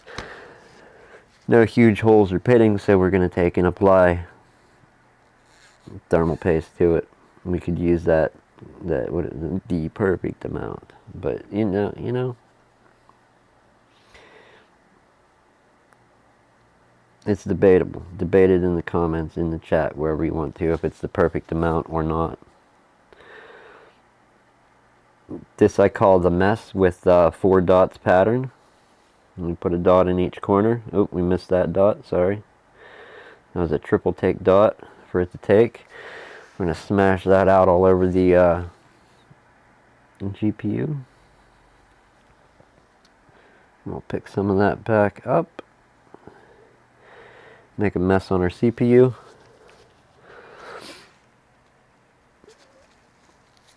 Alright, MX6 back in the box.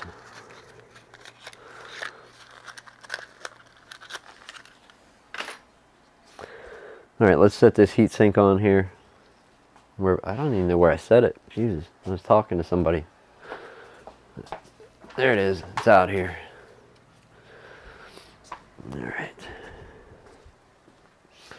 All our wires are up out of the way. One thing that isn't, that I'm probably not going to be able to get to, is this little piece of tape. Pull that up. How's it going anyhow, Fernando? How are you, sir? Michael, you're still hanging out? Oh my goodness.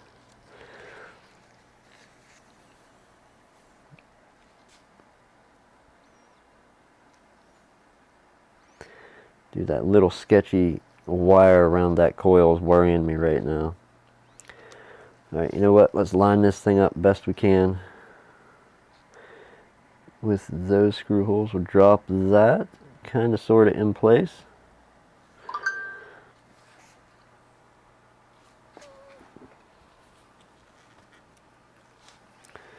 There's one and almost two. We've got to fish out that wire around this capacitor here. That's what's holding us up on this side. After we do that, should be good. Yes, that will drop into place. Perfect. Alright, let's put the screws in for our GPU, CPU first before we do anything. Luckily, they made them all the same size. We'll throw them over here.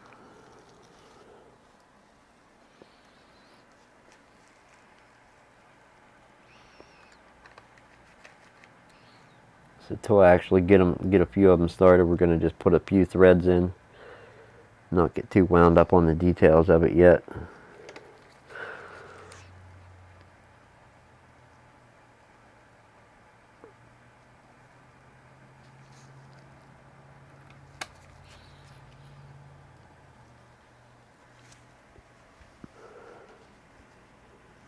Good, man. Good to see you hanging out. You madman. Absolute madman hanging out. So, yeah, we're doing this on camera. Just making sure. A couple threads in. We'll get the ones for the CPU.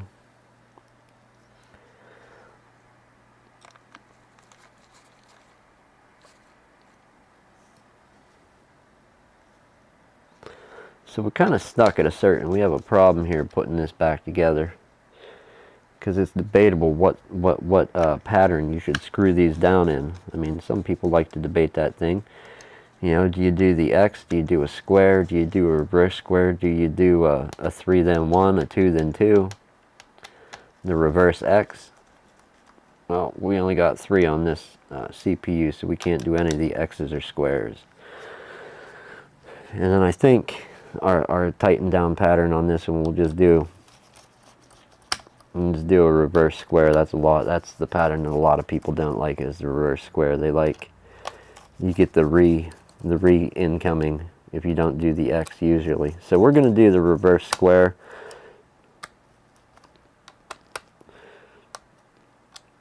Go around, do a check, and then to do a check, we'll do a X pattern. Or no, this is a reverse X. Sorry, I'm doing the reverse X for the double check.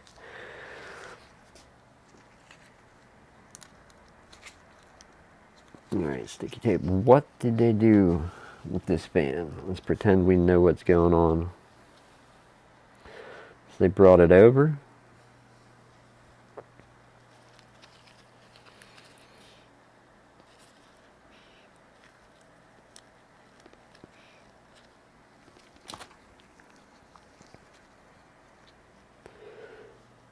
Brought it over and literally looped it back on itself and plugged in. Okay.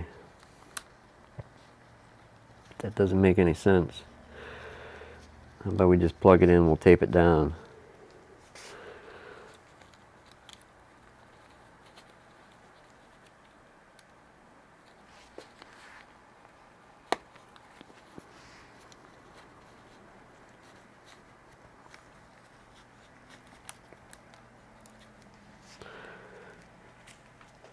All right, fan holding, we'll put this in place in a moment. We have a few screws to run into that fan.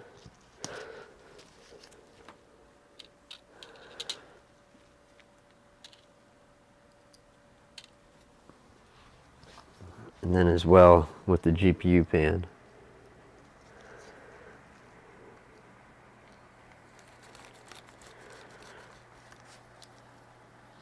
See what kind of mess we got into with this fan making noise, or if it's going to be smooth.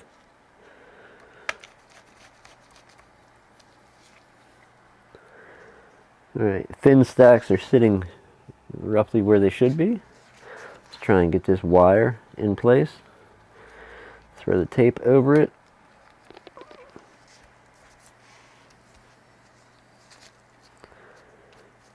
Fin looks good. Let's continue on.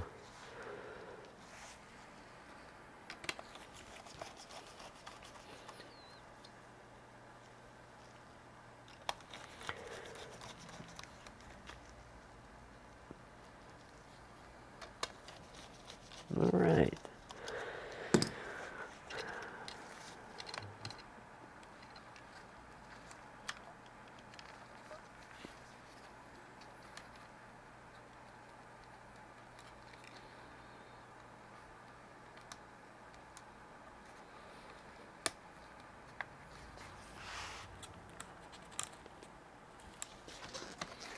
Went in kind of weird. I'm just going to double check that none of the pins bent sideways. Nope, all good. I don't know, when you're plugging in a fan and it has some resistance and then all of a sudden gives, I always like to try and double check those pins, man. You don't want one of them bent out of the way. And you find that out after you get the bottom back on. And just for the people that haven't been paying attention, this fan, or not that you need to, but say you were putting this back together and you're like, oh no, which fan goes where on these? Well, these two, this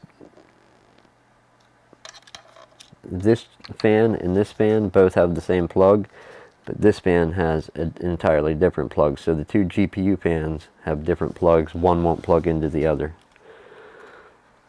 which isn't common on all laptops that have dual GPU fans. I've seen the same plug on both of them. And the owner of this also has room for another M.2 drive they could potentially put here. So that's kind of cool. Not a bad computer as far as setup goes, but just, man, like, the fan was, at the time we needed it, was impossible to get. Alright, well, what are we going to do? Let's check everything, check connections, then we'll plug battery in. I'm going to use some duster to blow. Not that we can see it, but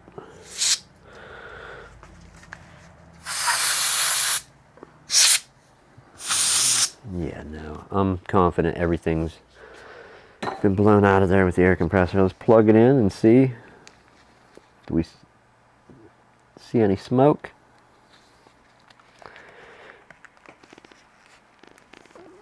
Nothing to report yet. Let's see if I can get a hold of this guy and let him know that I'm just putting the bottom screws on, but we're going to give it a test. We'll test it with the bottom off, then go for bottom on. Just want to see it spin up, see that it's working.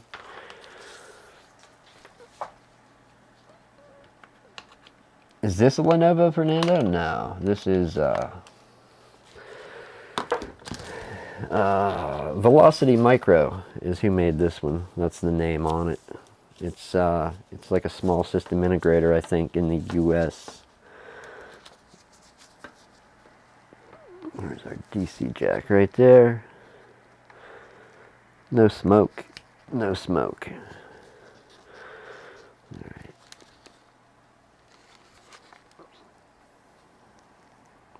Alright, so we do get some lights when we plug this in. I'm guessing one is the DC light and one is battery charge, if I had to guess.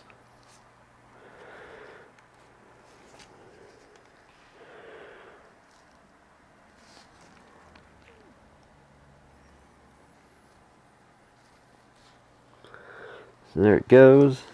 We haven't brought the fans to life yet, but we can see the hard drive's booting just to verify. There goes the CPU. So no grinding, no awful noise when the CPU fan spun up. And before it was, you could definitely hear like a bearing going out. And we have we just have all the owner stuff popping up, and that would be where the login is. I had it covered. Before, as soon as we got to Windows and it had to load something, even non-3D, just graphical, the GPU would spin up. Or maybe, no, perhaps it wouldn't. Or maybe it would, because there was like, I can't remember if it did or not. No, yes, no, I did see all three fans spinning before. But as soon as it got into Windows, the fans would start spinning up.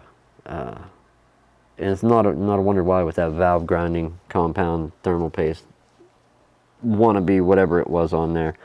So far we've got one spinning up. It should be quieter. Not happy about the thermal pads, but we put everything back in place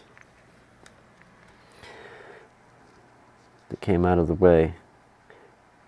If there's any thermal problems, we'll go ahead and pull it back apart and put them on. But I'm going to say for now, it's good. Hasn't even fired the fans up, other than the CPU. Nice and quiet. We got to put the bottom on. Let's log this user up. Is it shut down? Or am I silly? It is shut down. Let's hit OK. Turn it off.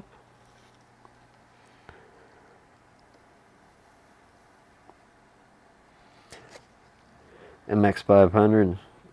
So this is an M.2 SATA drive instead of a NVMe drive. It's like NGFF or SATA, but still an awesome drive. I have one of these as it's an external that I use in the shop, and then the NVMe version of this is even more awesome. I have quite a few Crucial drives and SanDisk. Brush it out. Let's put this back on and move on. We'll try that side. Oh, that dummy there, yeah. I'll put him in here in a second. There we go.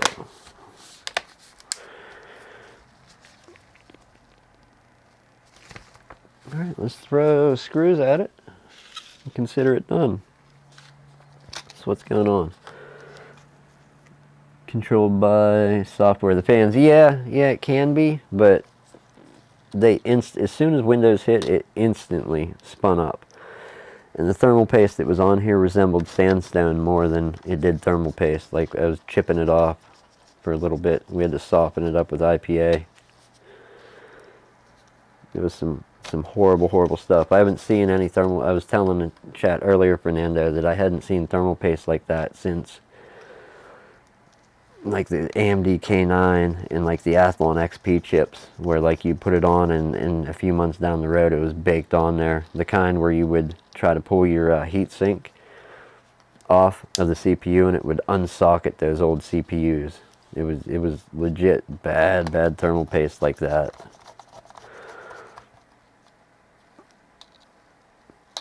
Like horrible stuff. So I'm gonna go ahead and get a hold of this guy. I may have to take off to go deliver this. If I have to, that's fine. We'll end it here, and I can do mouse and switch Joy-Con another time.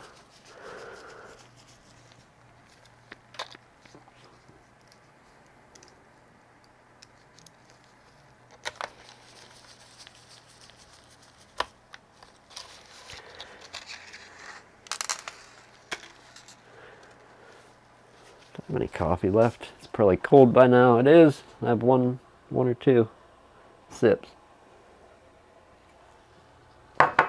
Oh, that's cold. Not great.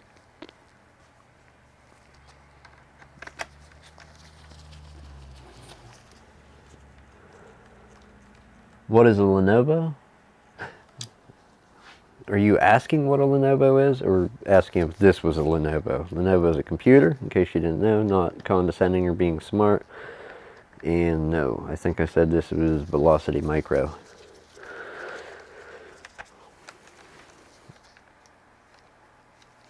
Alright, contact this guy real quick.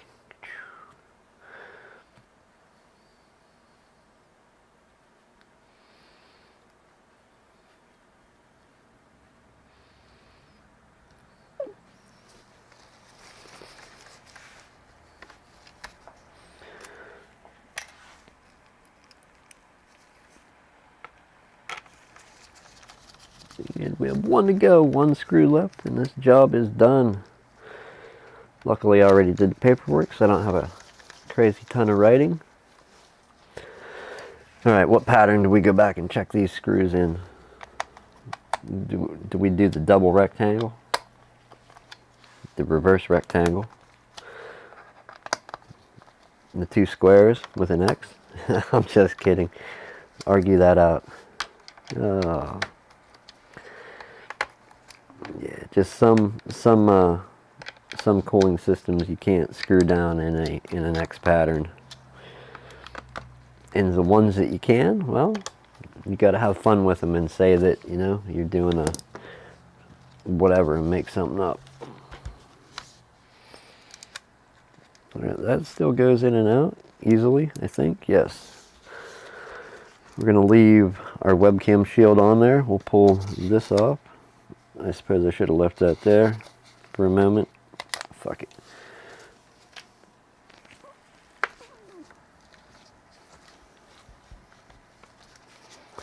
We do have a missing key on the keyboard, but the person is okay. Wait a minute here. We connected the battery, right? Okay, it's on. Never mind. I was going to say, I just must not have hit it the first time.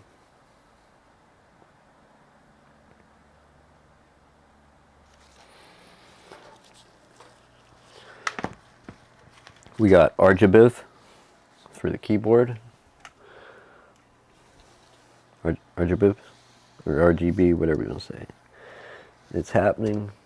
Damn, look at that wall.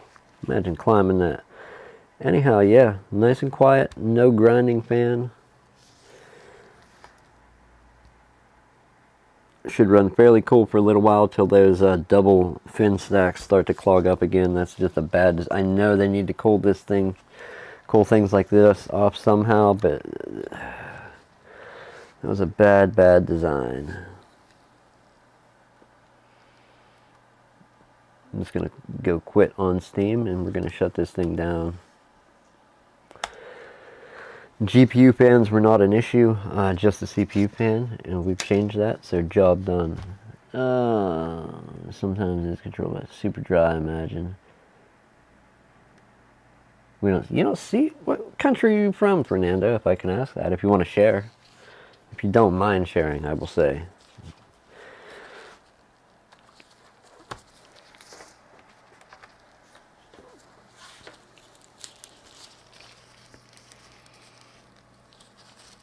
You don't see these kind of laptops. Well, you know what? Argentina. Yeah, well, this came from the U.S. and somewhere in the U.S. and I don't see these kind of laptops. This is the first one. But yes, there you go. There's a good look at it. Let me flip it in the right way around. I believe it's a small system integrator place that builds. And the user got this because at the time that he got it, according to him, this is one of the only places that was offering a somewhat thin and not thick as a suitcase gaming laptop. So, yes, not bad. And let's put this together, see if he responded. Nope. Alright, yeah, he says he's coming in, so I'll be muting here in a minute. We'll see what's happening with what. Argentina. What do you see there for laptops, if I can ask? Are they like older models of computers, or do you see any, you got it. You would have to see MacBooks or something, right?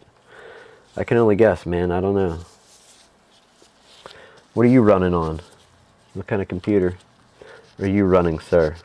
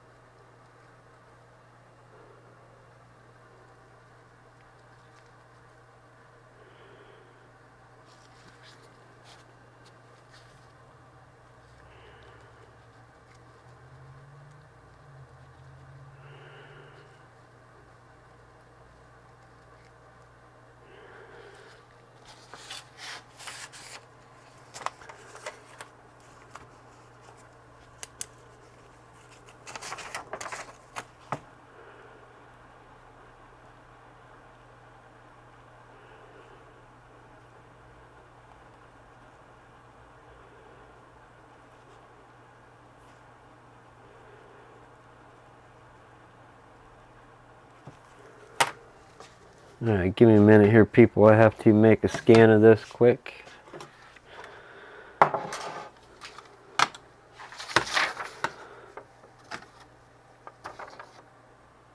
Oh, I killed my power earlier. I forgot. The breaker.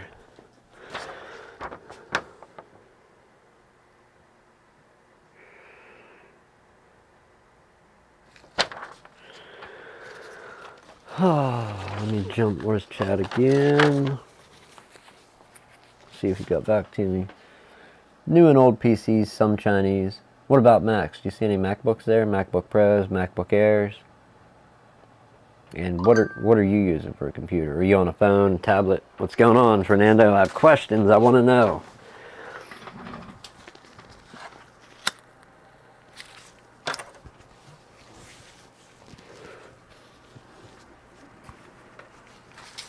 What's the date?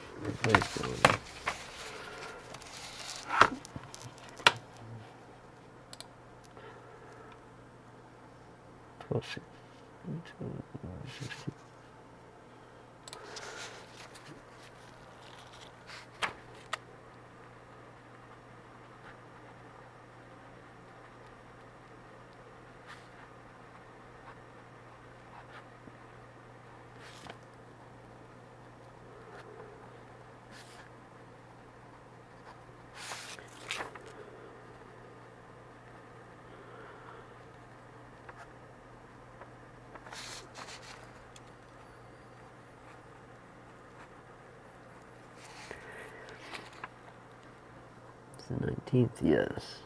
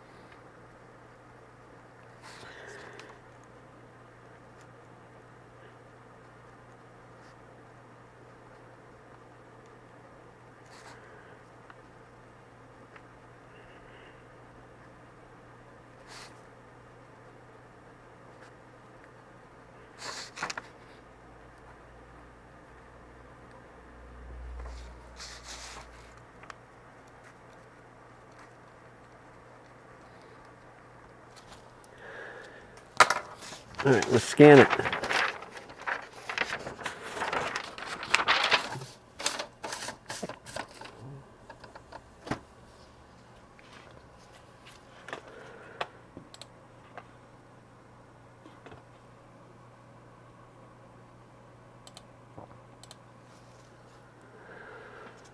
Yeah.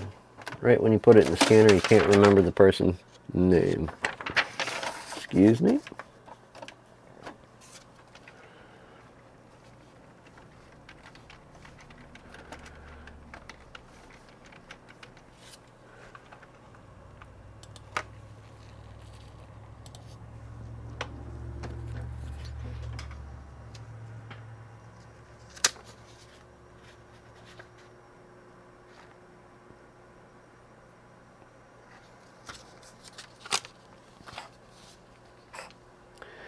You know what?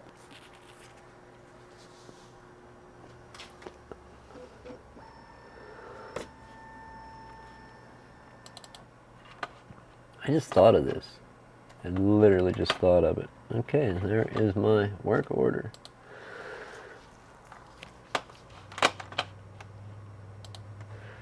I literally just thought of this. I had an MSI laptop here that I had to replace an RGB keyboard on. Let me see if the keys are compatible because this used MSI fans. Let me find this keyboard and see what the scoop is.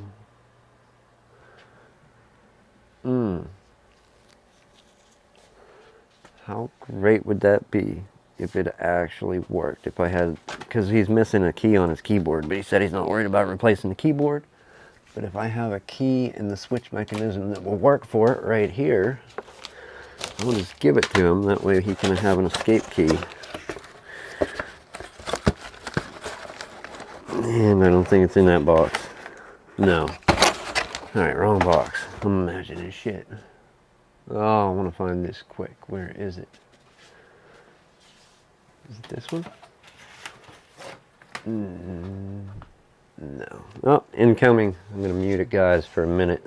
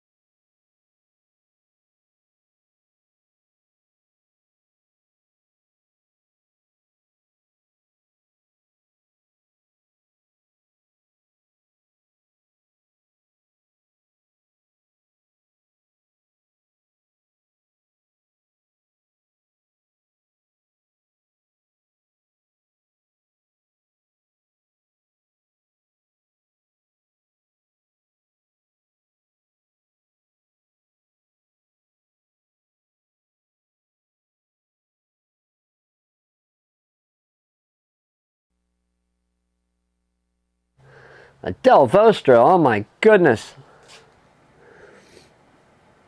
PC is an Intel Core i5 11400 with 16 gigabytes of RAM and a 3060 Ti. What is that, a desktop? 512 M2, Kingston, AB1 M2, Dell Vostro. Is a Vostro a laptop or is it a desktop?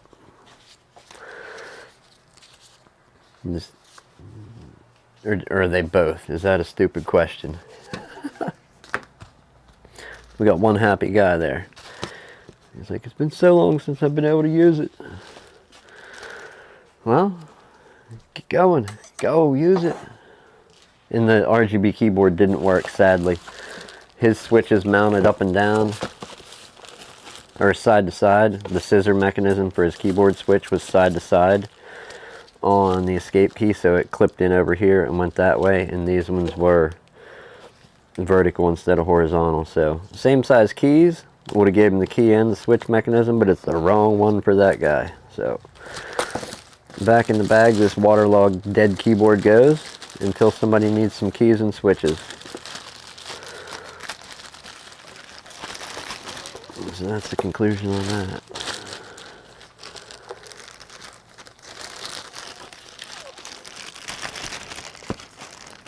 Laptop Vostro, 2 machines, no, and I have a double, no, PC, laptop Vostro, two machines, nice.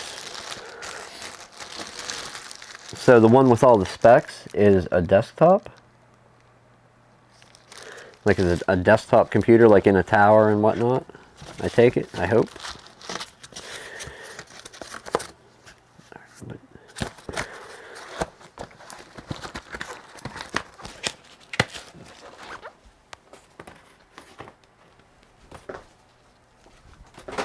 Get the fuck up there. Alright. Next, let's wipe this down first. I don't want thermal shit all over this.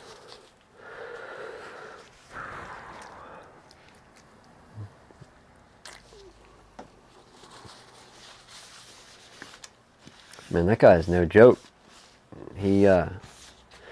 I will always do business with him. He wants to know as soon as it's done. I texted him when I still had 2 screws to turn in, and he drove right down here. That's the kind of people you want as customers, man. Somebody that will come get their stuff.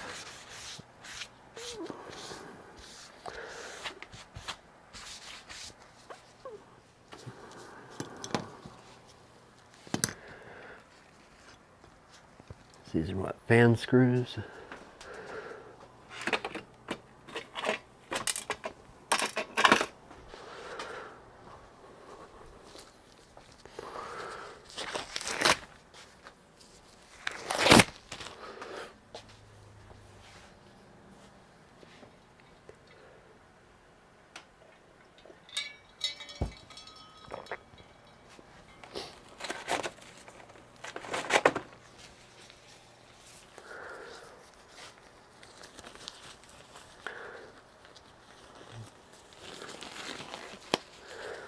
Man, I don't know.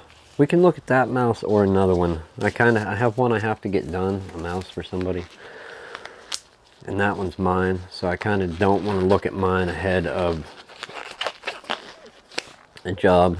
It's just not charging, so potentially a port or something wrong. Let's get the actual mouse that's supposed to be being worked on.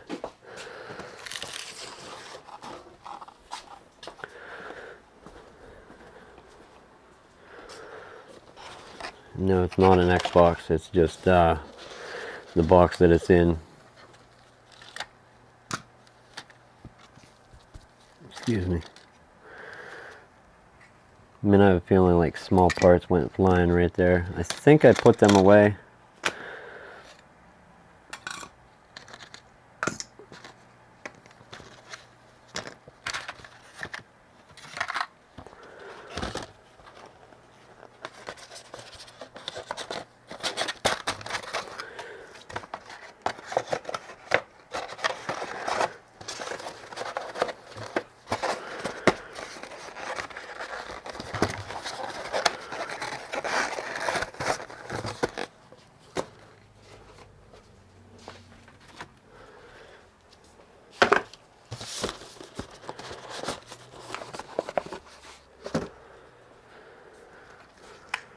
Alright, small parts still intact. Very good. So what happened here, and silly I know, but you know, people want to fix something, yee, I will try and fix it.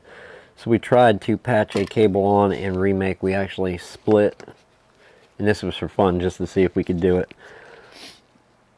Sorry. We actually took and split the end of the USB, like the cover that was on it. Split it, pulled it out, pulled all the plastic out, pulled the wires, resoldered everything. This got sucked up into a vacuum and just like 180-degree folded the USB plug. Tried to put it back together. We used an Instamorph and all kinds of other stuff to keep the original end. Not being charged for it. It was just free, like, or just like for fun to see if we could do it. So yeah, sadly this cable's dead.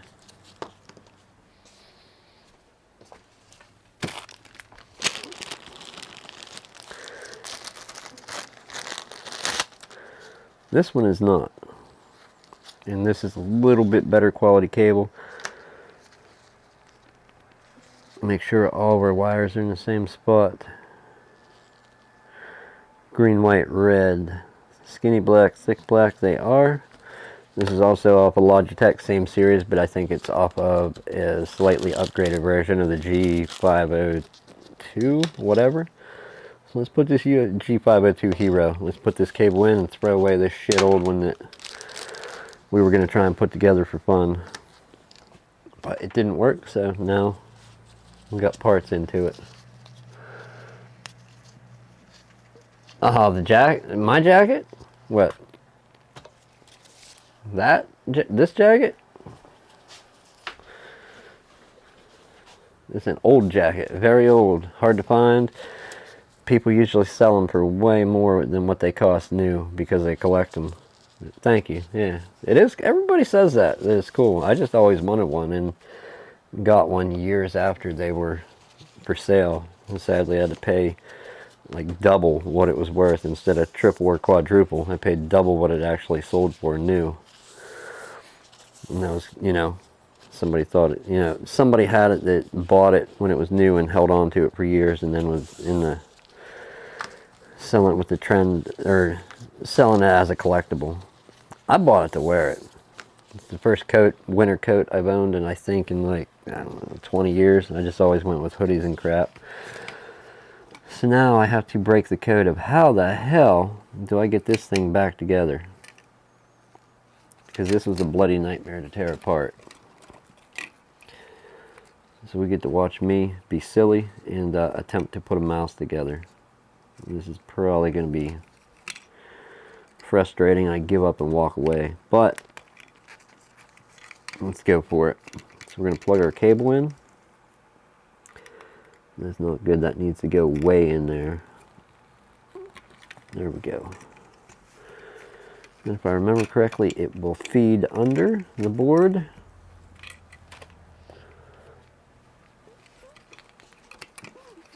So this will, we're going to coil this up and keep it. Maybe we'll throw it over there for now. So we got to figure out which way this goes. Before I do rip anything, let's unplug one of these ribbon cables.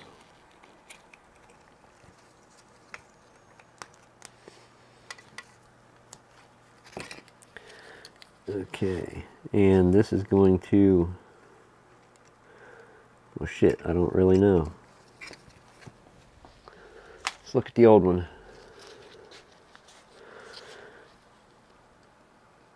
Okay, so same end. Here's what we're looking at.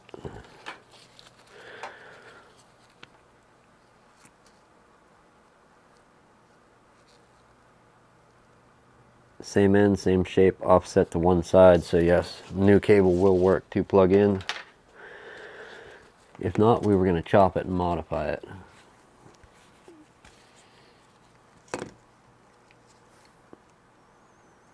It literally, yeah, it just has to, yeah. Yeah. Okay.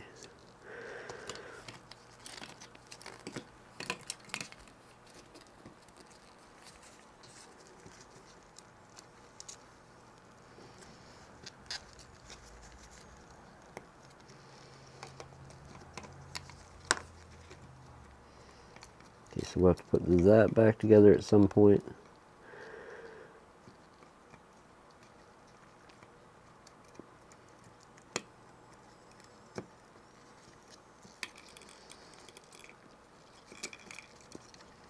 Man, that new cable is,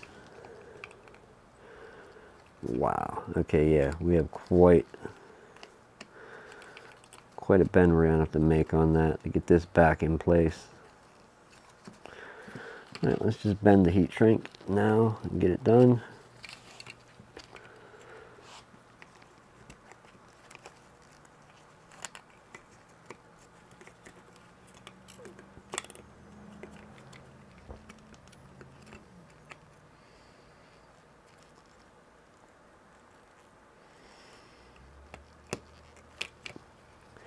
Okay, so that will sit there. That will plug in.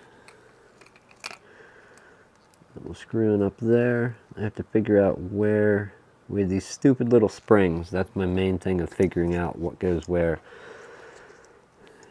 I don't think this was a drop.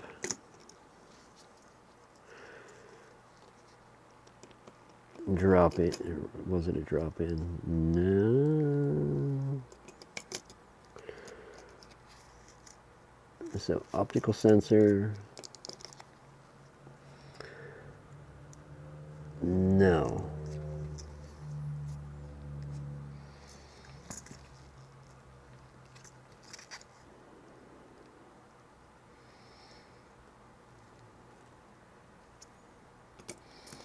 We're still missing. Ah.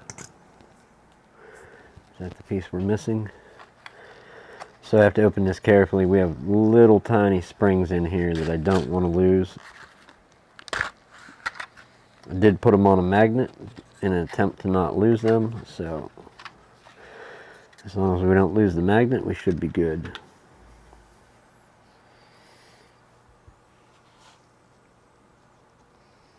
So we have that to go back in.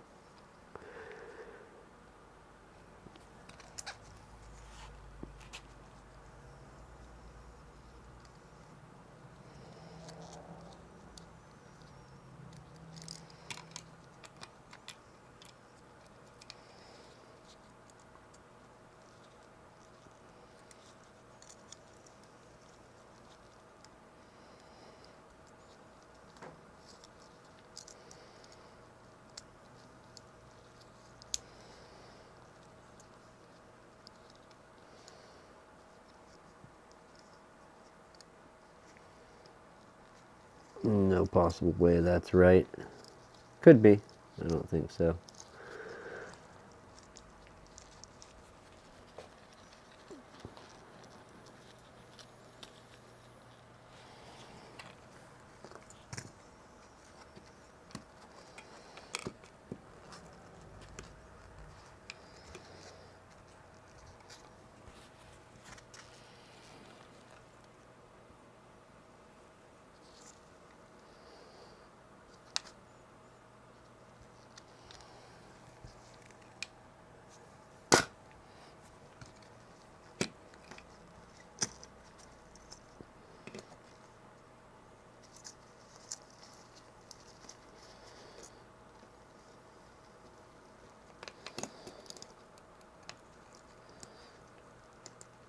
Okay, that will sit there. That had springs under it.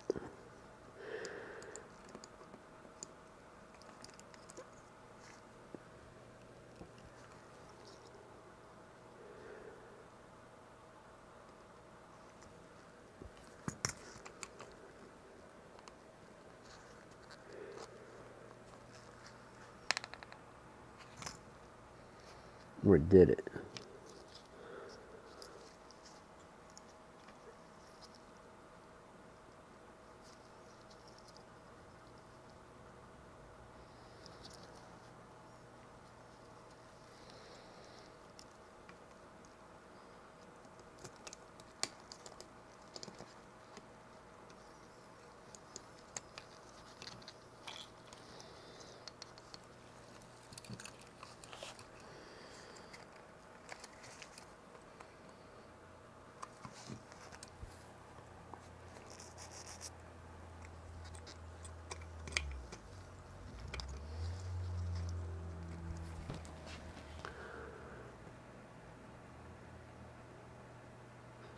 Yeah, I like Logitech as well. I have a failed keyboard here, man. Some of the F keys don't work. And you got some type of liquid on it to do it, and I can't find anything wrong with it.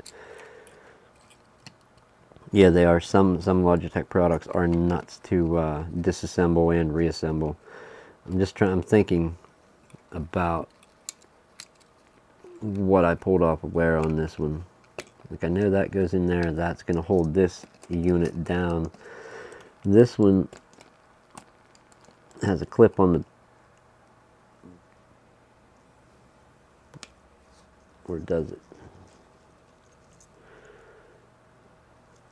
Yeah, the thing's there. So it kind of compresses into place. We have screw holes. This will actually go on, and this goes on in that fashion, which would mean, let's find out, is this clip? This might actually clip. That would be, yeah, okay, so it does clip through the top. And then we have springs under there. When the springs are under that, that means there has to be screws that go there. Has to be. Alright, let's do it. Let's start assembling. They're all the same screw. We can't go wrong. If we put one in somewhere and it ends up being wrong, well, we'll always think that it should have been right at least. We'll go with that.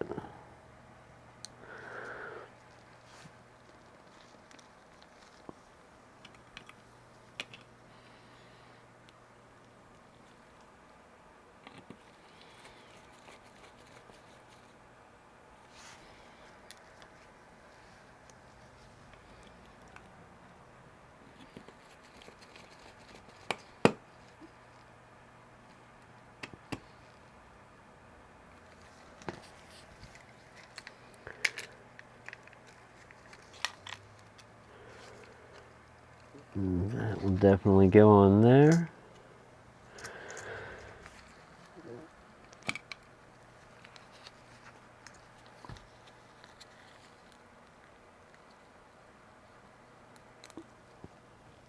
See, when you don't, at least for me, when I don't understand something, I take a minute and look at it.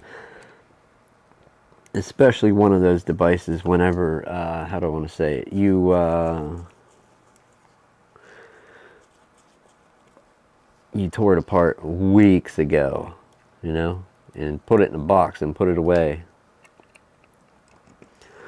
Suppose I could look up a teardown or a disassembly, reassembly video, but we took it apart without a video just by looking at it, and we're going to put it back together just by looking at it.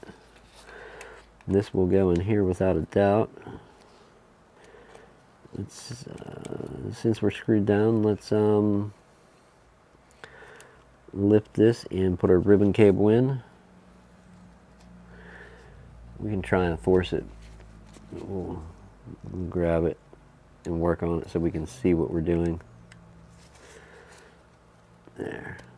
Instead of just trying to force it down in and then clip that. That works. That is back together.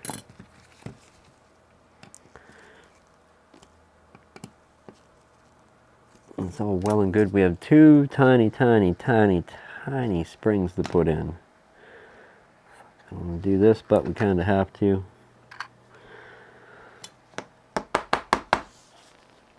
There they are, right in front of me. All right, we're going to grab one. We'll just pick up the whole magnet. Why not?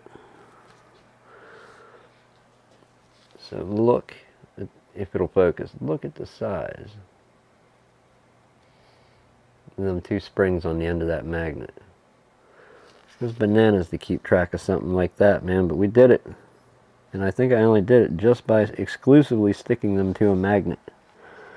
One other thing, yes. Back on the magnet you must go. We forgot one part. We forgot one part, and that one part that we forgot is the part that locks the front end and is a seat for the springs. Alright, here we go. I think we'll be able to cheat it.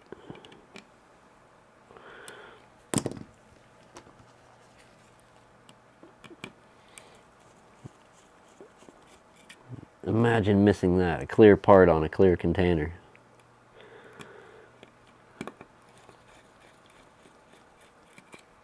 Alright, up.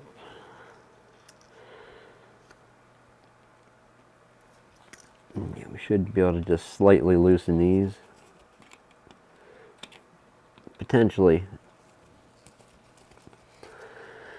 And then, hopefully... No, we won't be able to because those pegs set up in. Alright. You win, Logitech. You win.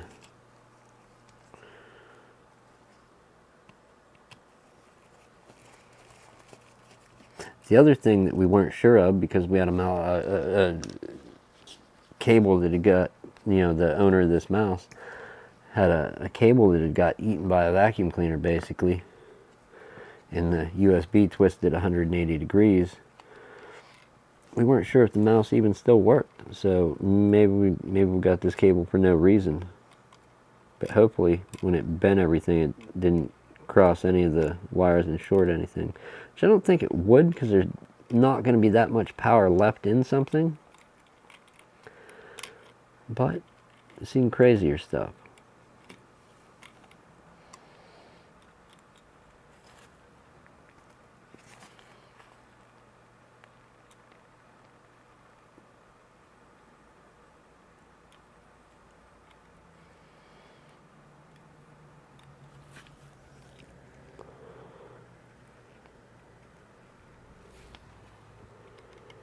Alright, those little nubs hold the springs. That holds that. Back together we go.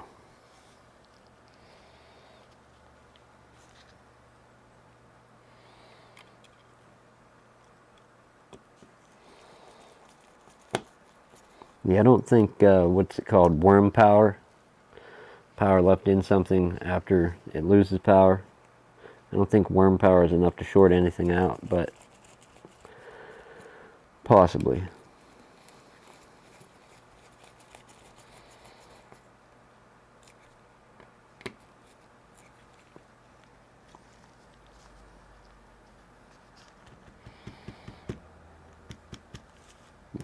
These in.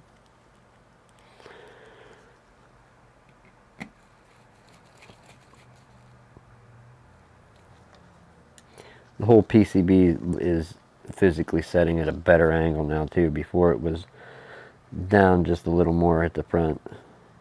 So who would think that it would go back together and look better when it has all the pieces in? I thought it was a rule of thumb to have screws left over and pieces still sitting on the counter when your completed thing was there. Like, rule of thumb that you always want to have leftovers because they'll be your spare parts.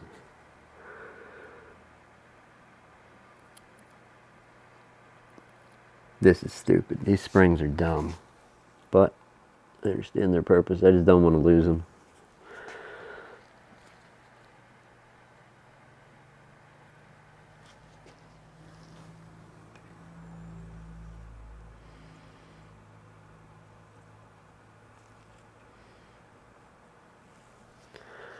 All right, let's attempt to do this without knocking this mouse about and knocking springs everywhere.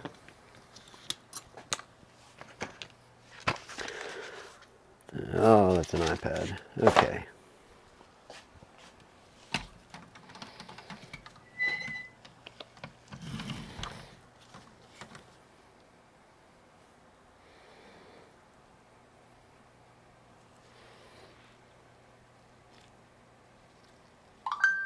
So there'd be our two little buddies. Grab the tweezers.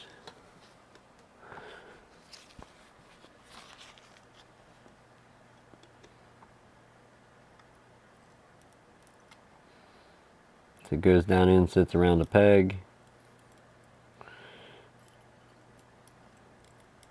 I'm gonna try and pick this up out of there.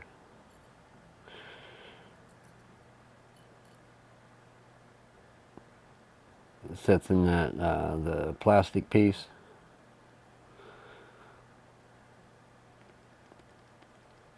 Nice. Alright, go in and drop. Oh boy, we're in trouble. It just flung. That's what I get for messing with it. Alright, oh, it's right here. How lucky did we get? Let's put it back in there and quit playing with it.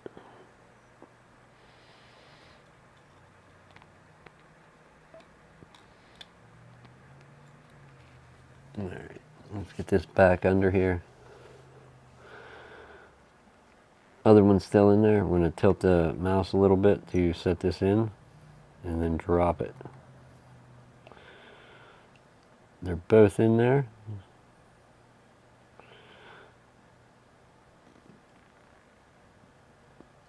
Look at the edge of the PCB fiberglass. Alright, both springs are in. Yay, this is where the button comes down over, sits. Okay, so we can kind of go over this.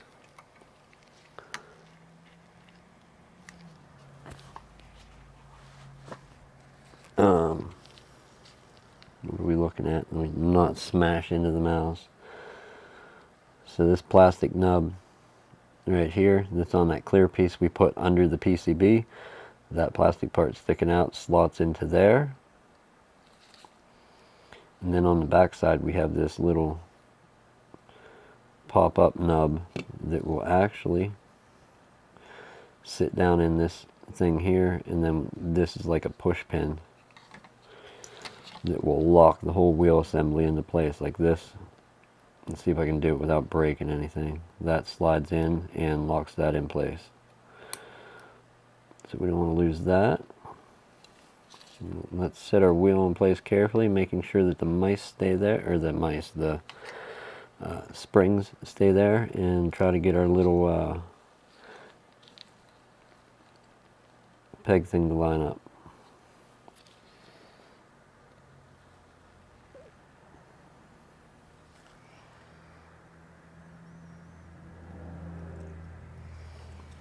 So compressing both springs, that did slide forward and it's on the front. I can't pull it up. It only has a little bit of down room with the springs and no real up. It has side to side.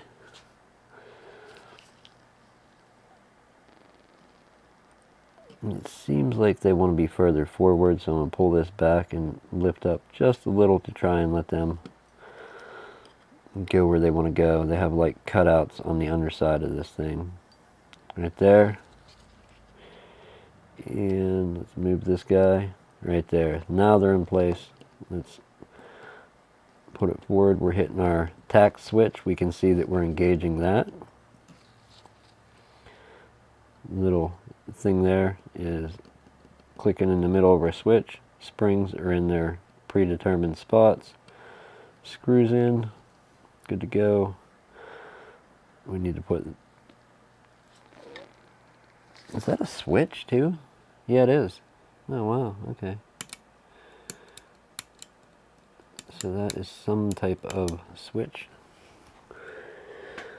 And with that in place, let's try and put this guy in place.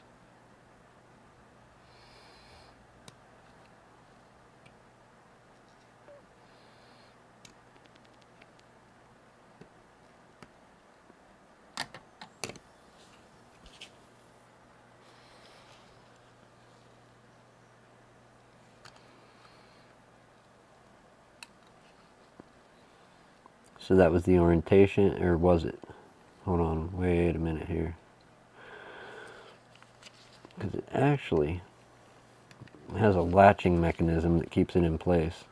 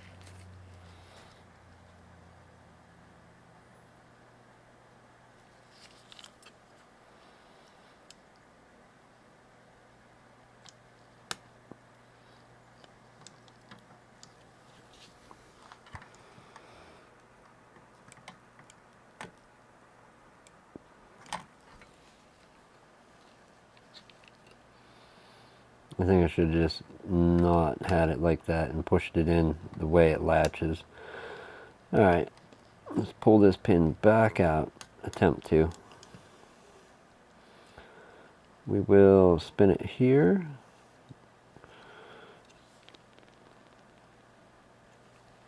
And then I believe it's just a simple clip up over this and it's in. Yep, that's it. Right there. And then the one catch on the uneven, because on the other side of this it was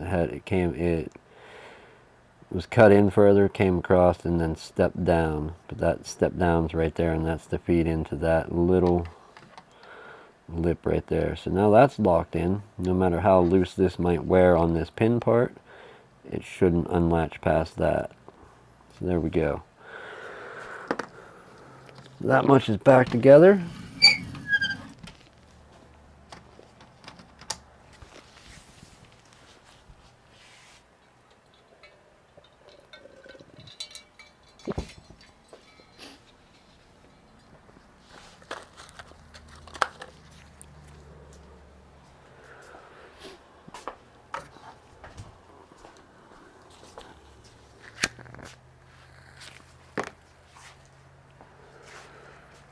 Okay, we're in. We are in. Now we have to go through the nuisance of getting this to seat back on there, and it was a battle to get this case off.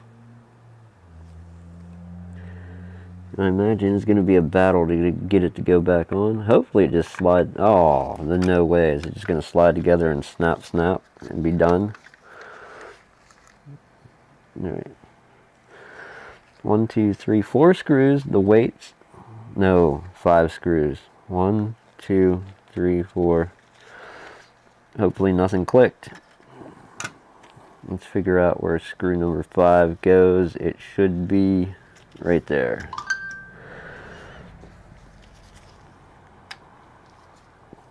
Almost forgot a screw, people. There we go. PCB held down, looking good.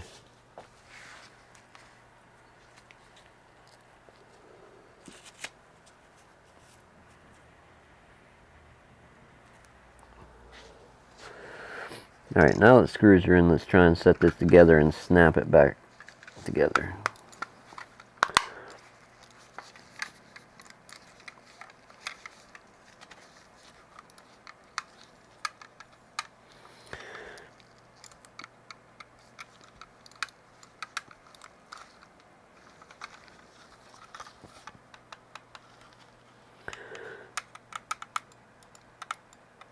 So we're not actually together on the front here yet.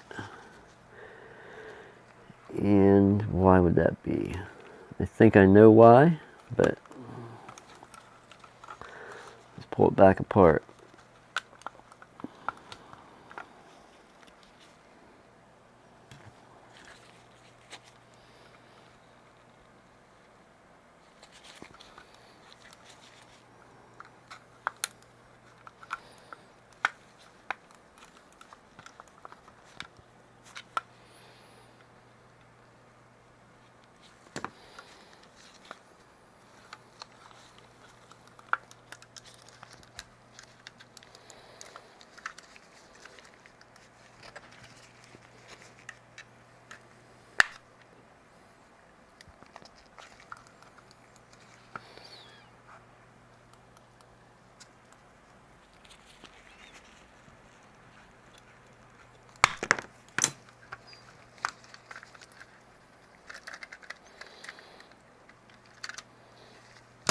Go in board.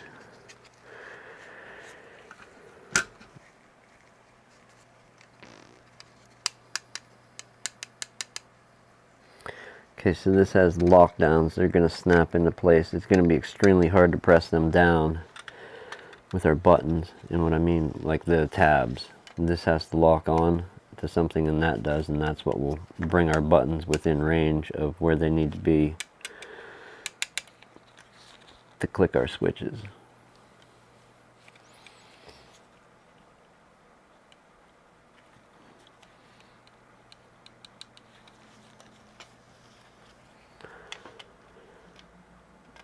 It'd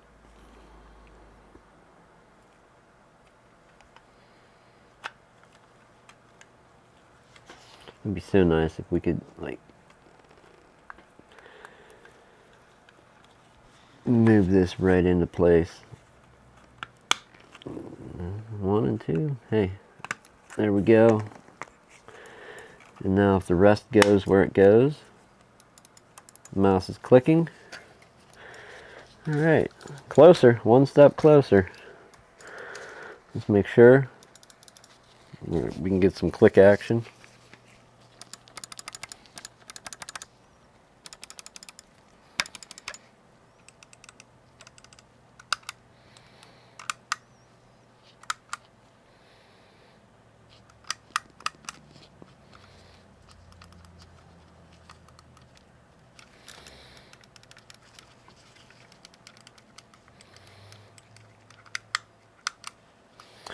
Not sure what that...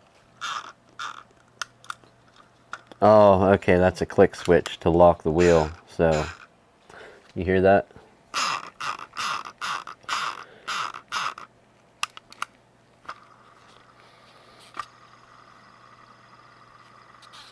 So it's free spinning.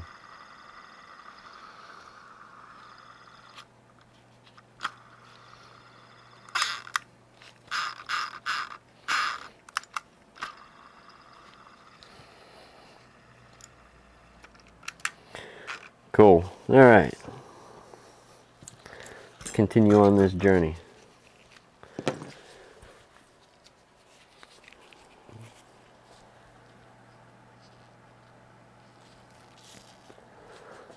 Glad somebody believes in me. I don't believe in me.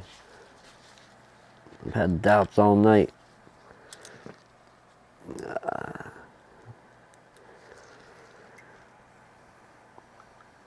And the one thing I'm super duper worried about is getting the sliders to stick back on. Any kind of usable way. Yeah, I know you can use a mouse without them, but they work so much better with the sliders on the bottom. I'm sorry, they just do.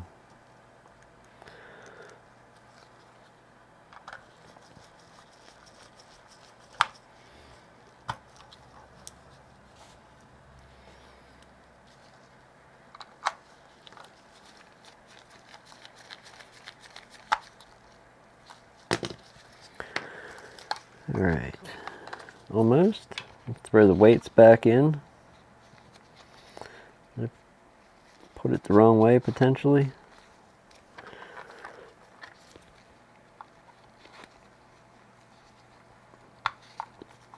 And also for different feels you can, like, weight where the weight is. I believe there's more, or you can get more and then load the weights into different spots if you wanted it more front heavy, side heavy, back heavy. But I think the default location where my friend had these was back here, if I'm not mistaken. But you know what? It's his mouse. He can change it at any point.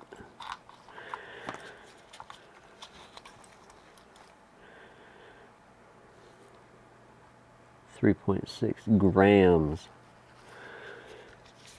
Man, that's funny. I only got 1 gram. I don't know, how do you get 3.6 grams? I only have 1.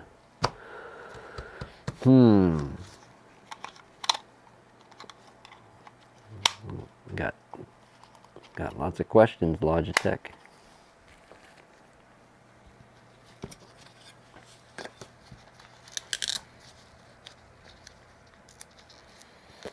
And the big, is it ever going to stick in place again? Probably not. We're probably almost 100% definitely going to be looking at finding some type of glue to glue this down.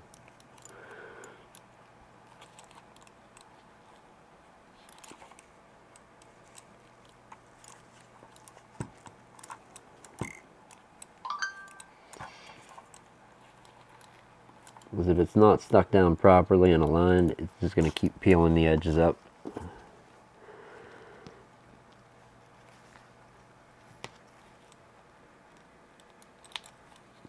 And they had no mercy with this either. They actually had a screw under this little tiny triangle.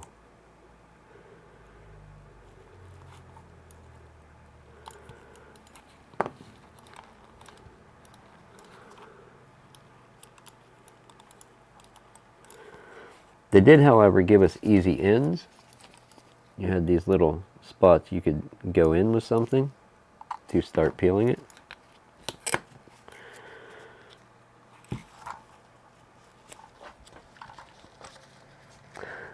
I guess gravity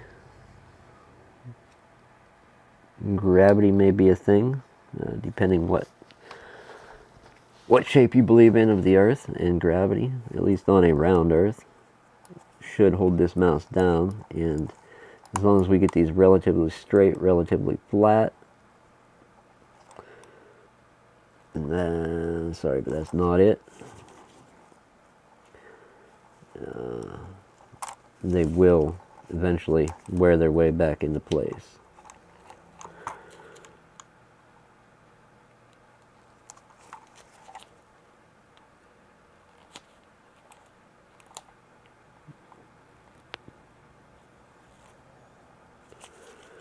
I'm going to start on this side because I just need it to shift one way a little bit.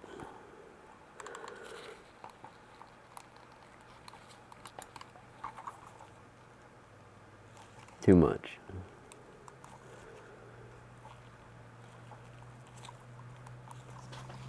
Alright, let's try and smooth. Oh!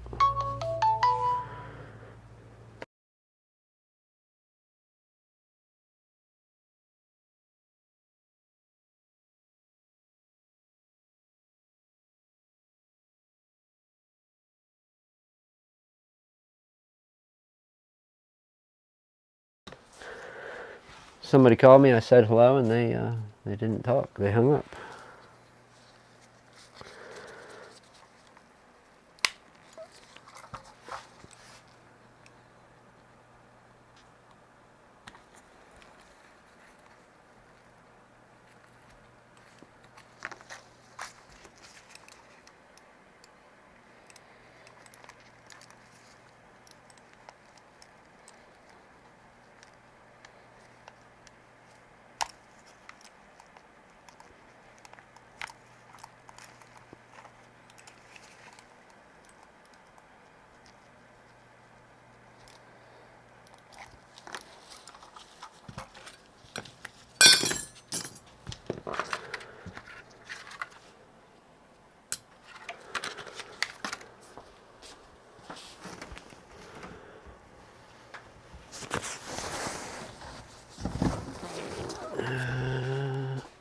Did we unmute it? I did.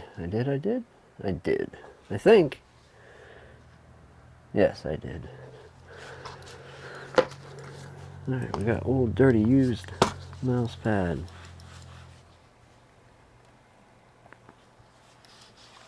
So we're going to try and put some down pressure onto this thing without breaking buttons.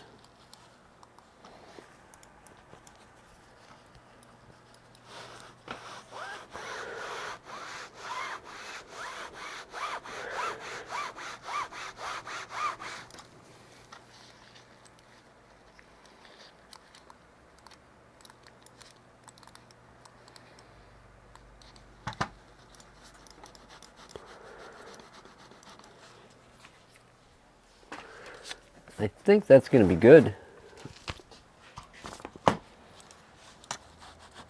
Yeah.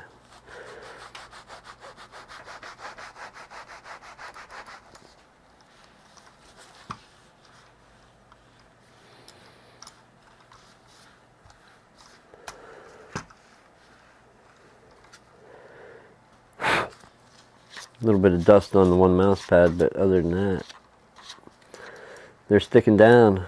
Alright, good enough. Let's wrap it up. We need the Velcro off the old one, and we can consider this one done. However, is it going to come off of the old one without having it apart?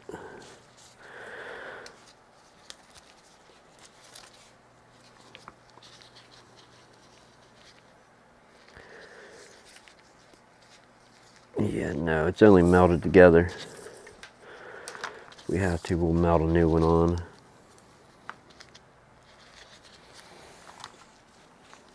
onto the new one. Anyhow, let's grab it. Yeah, no, that's not a chance. They put that on after the fact.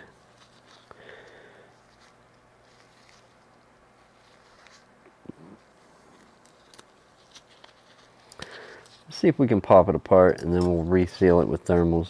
If we can get it to split anywhere close to the seams.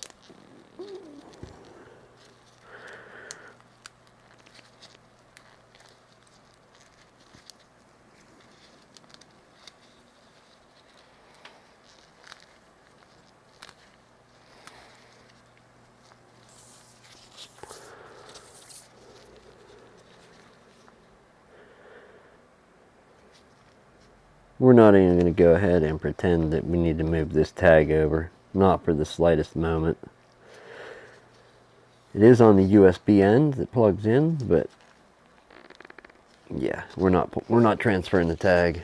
That cable's dust. All right, let's try and use. I have a thermal bag sealer over there. Let's see if we can put this around the mouse and put it back where it was and have it pressed shut. If not, we'll use some super glue and just vice grip it or clamp it. That's essentially the same thing they did. We'll try a thermal bag sealer and see if that'll get it on here.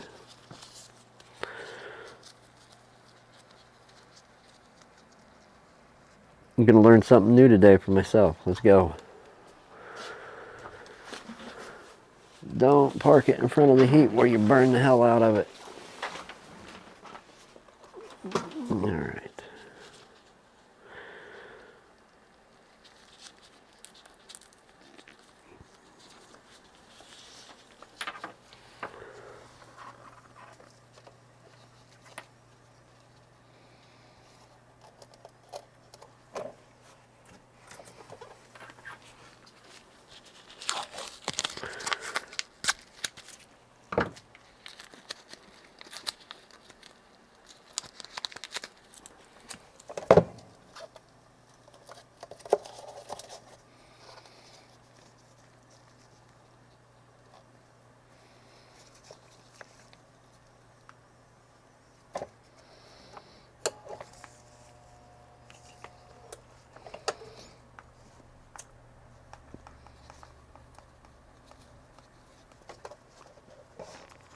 Alright, full power. We're going to check out, see if full power will do anything for us. That little bit didn't.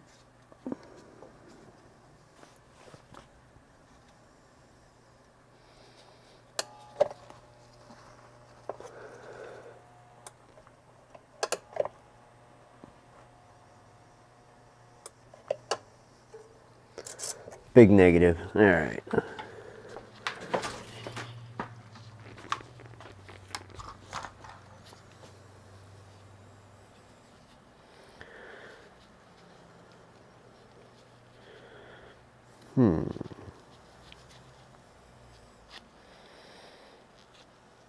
It wanted to, but didn't have the guts. Alright, super glue it is. Super glue and clamp, we'll put it back together. Potentially we're going to heat it up with a heat gun and then clamp it. We're just going to do it all in one go.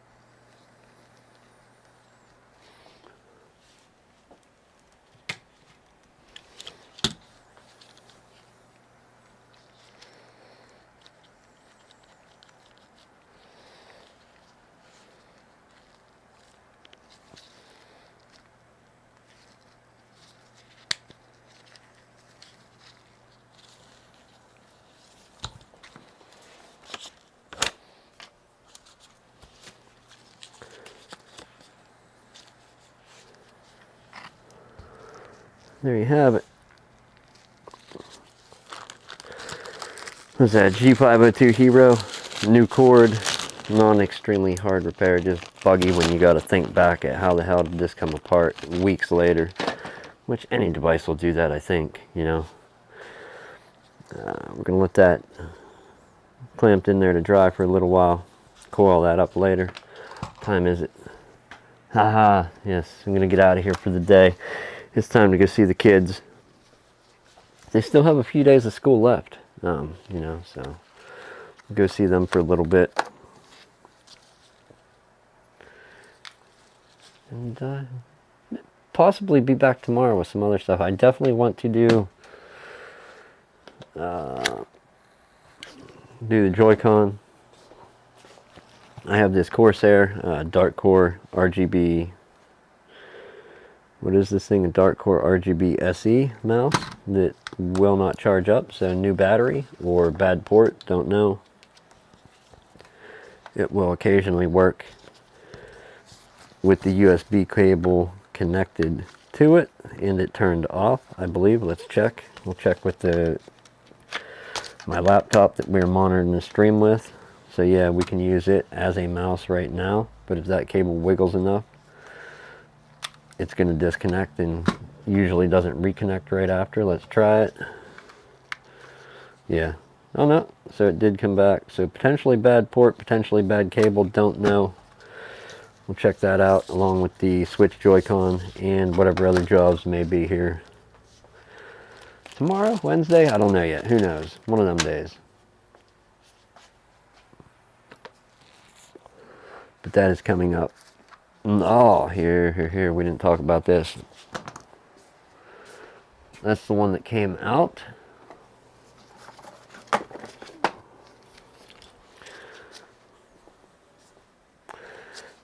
Different fan, different style, whatever. It'll illustrate our point, okay? We can spin it.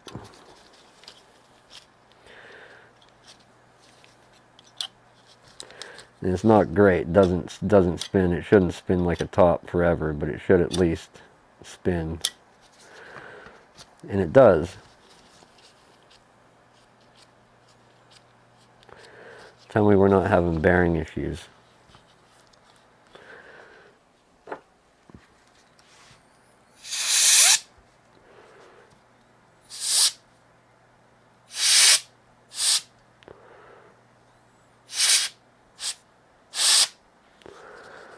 So we're going to spin this one first.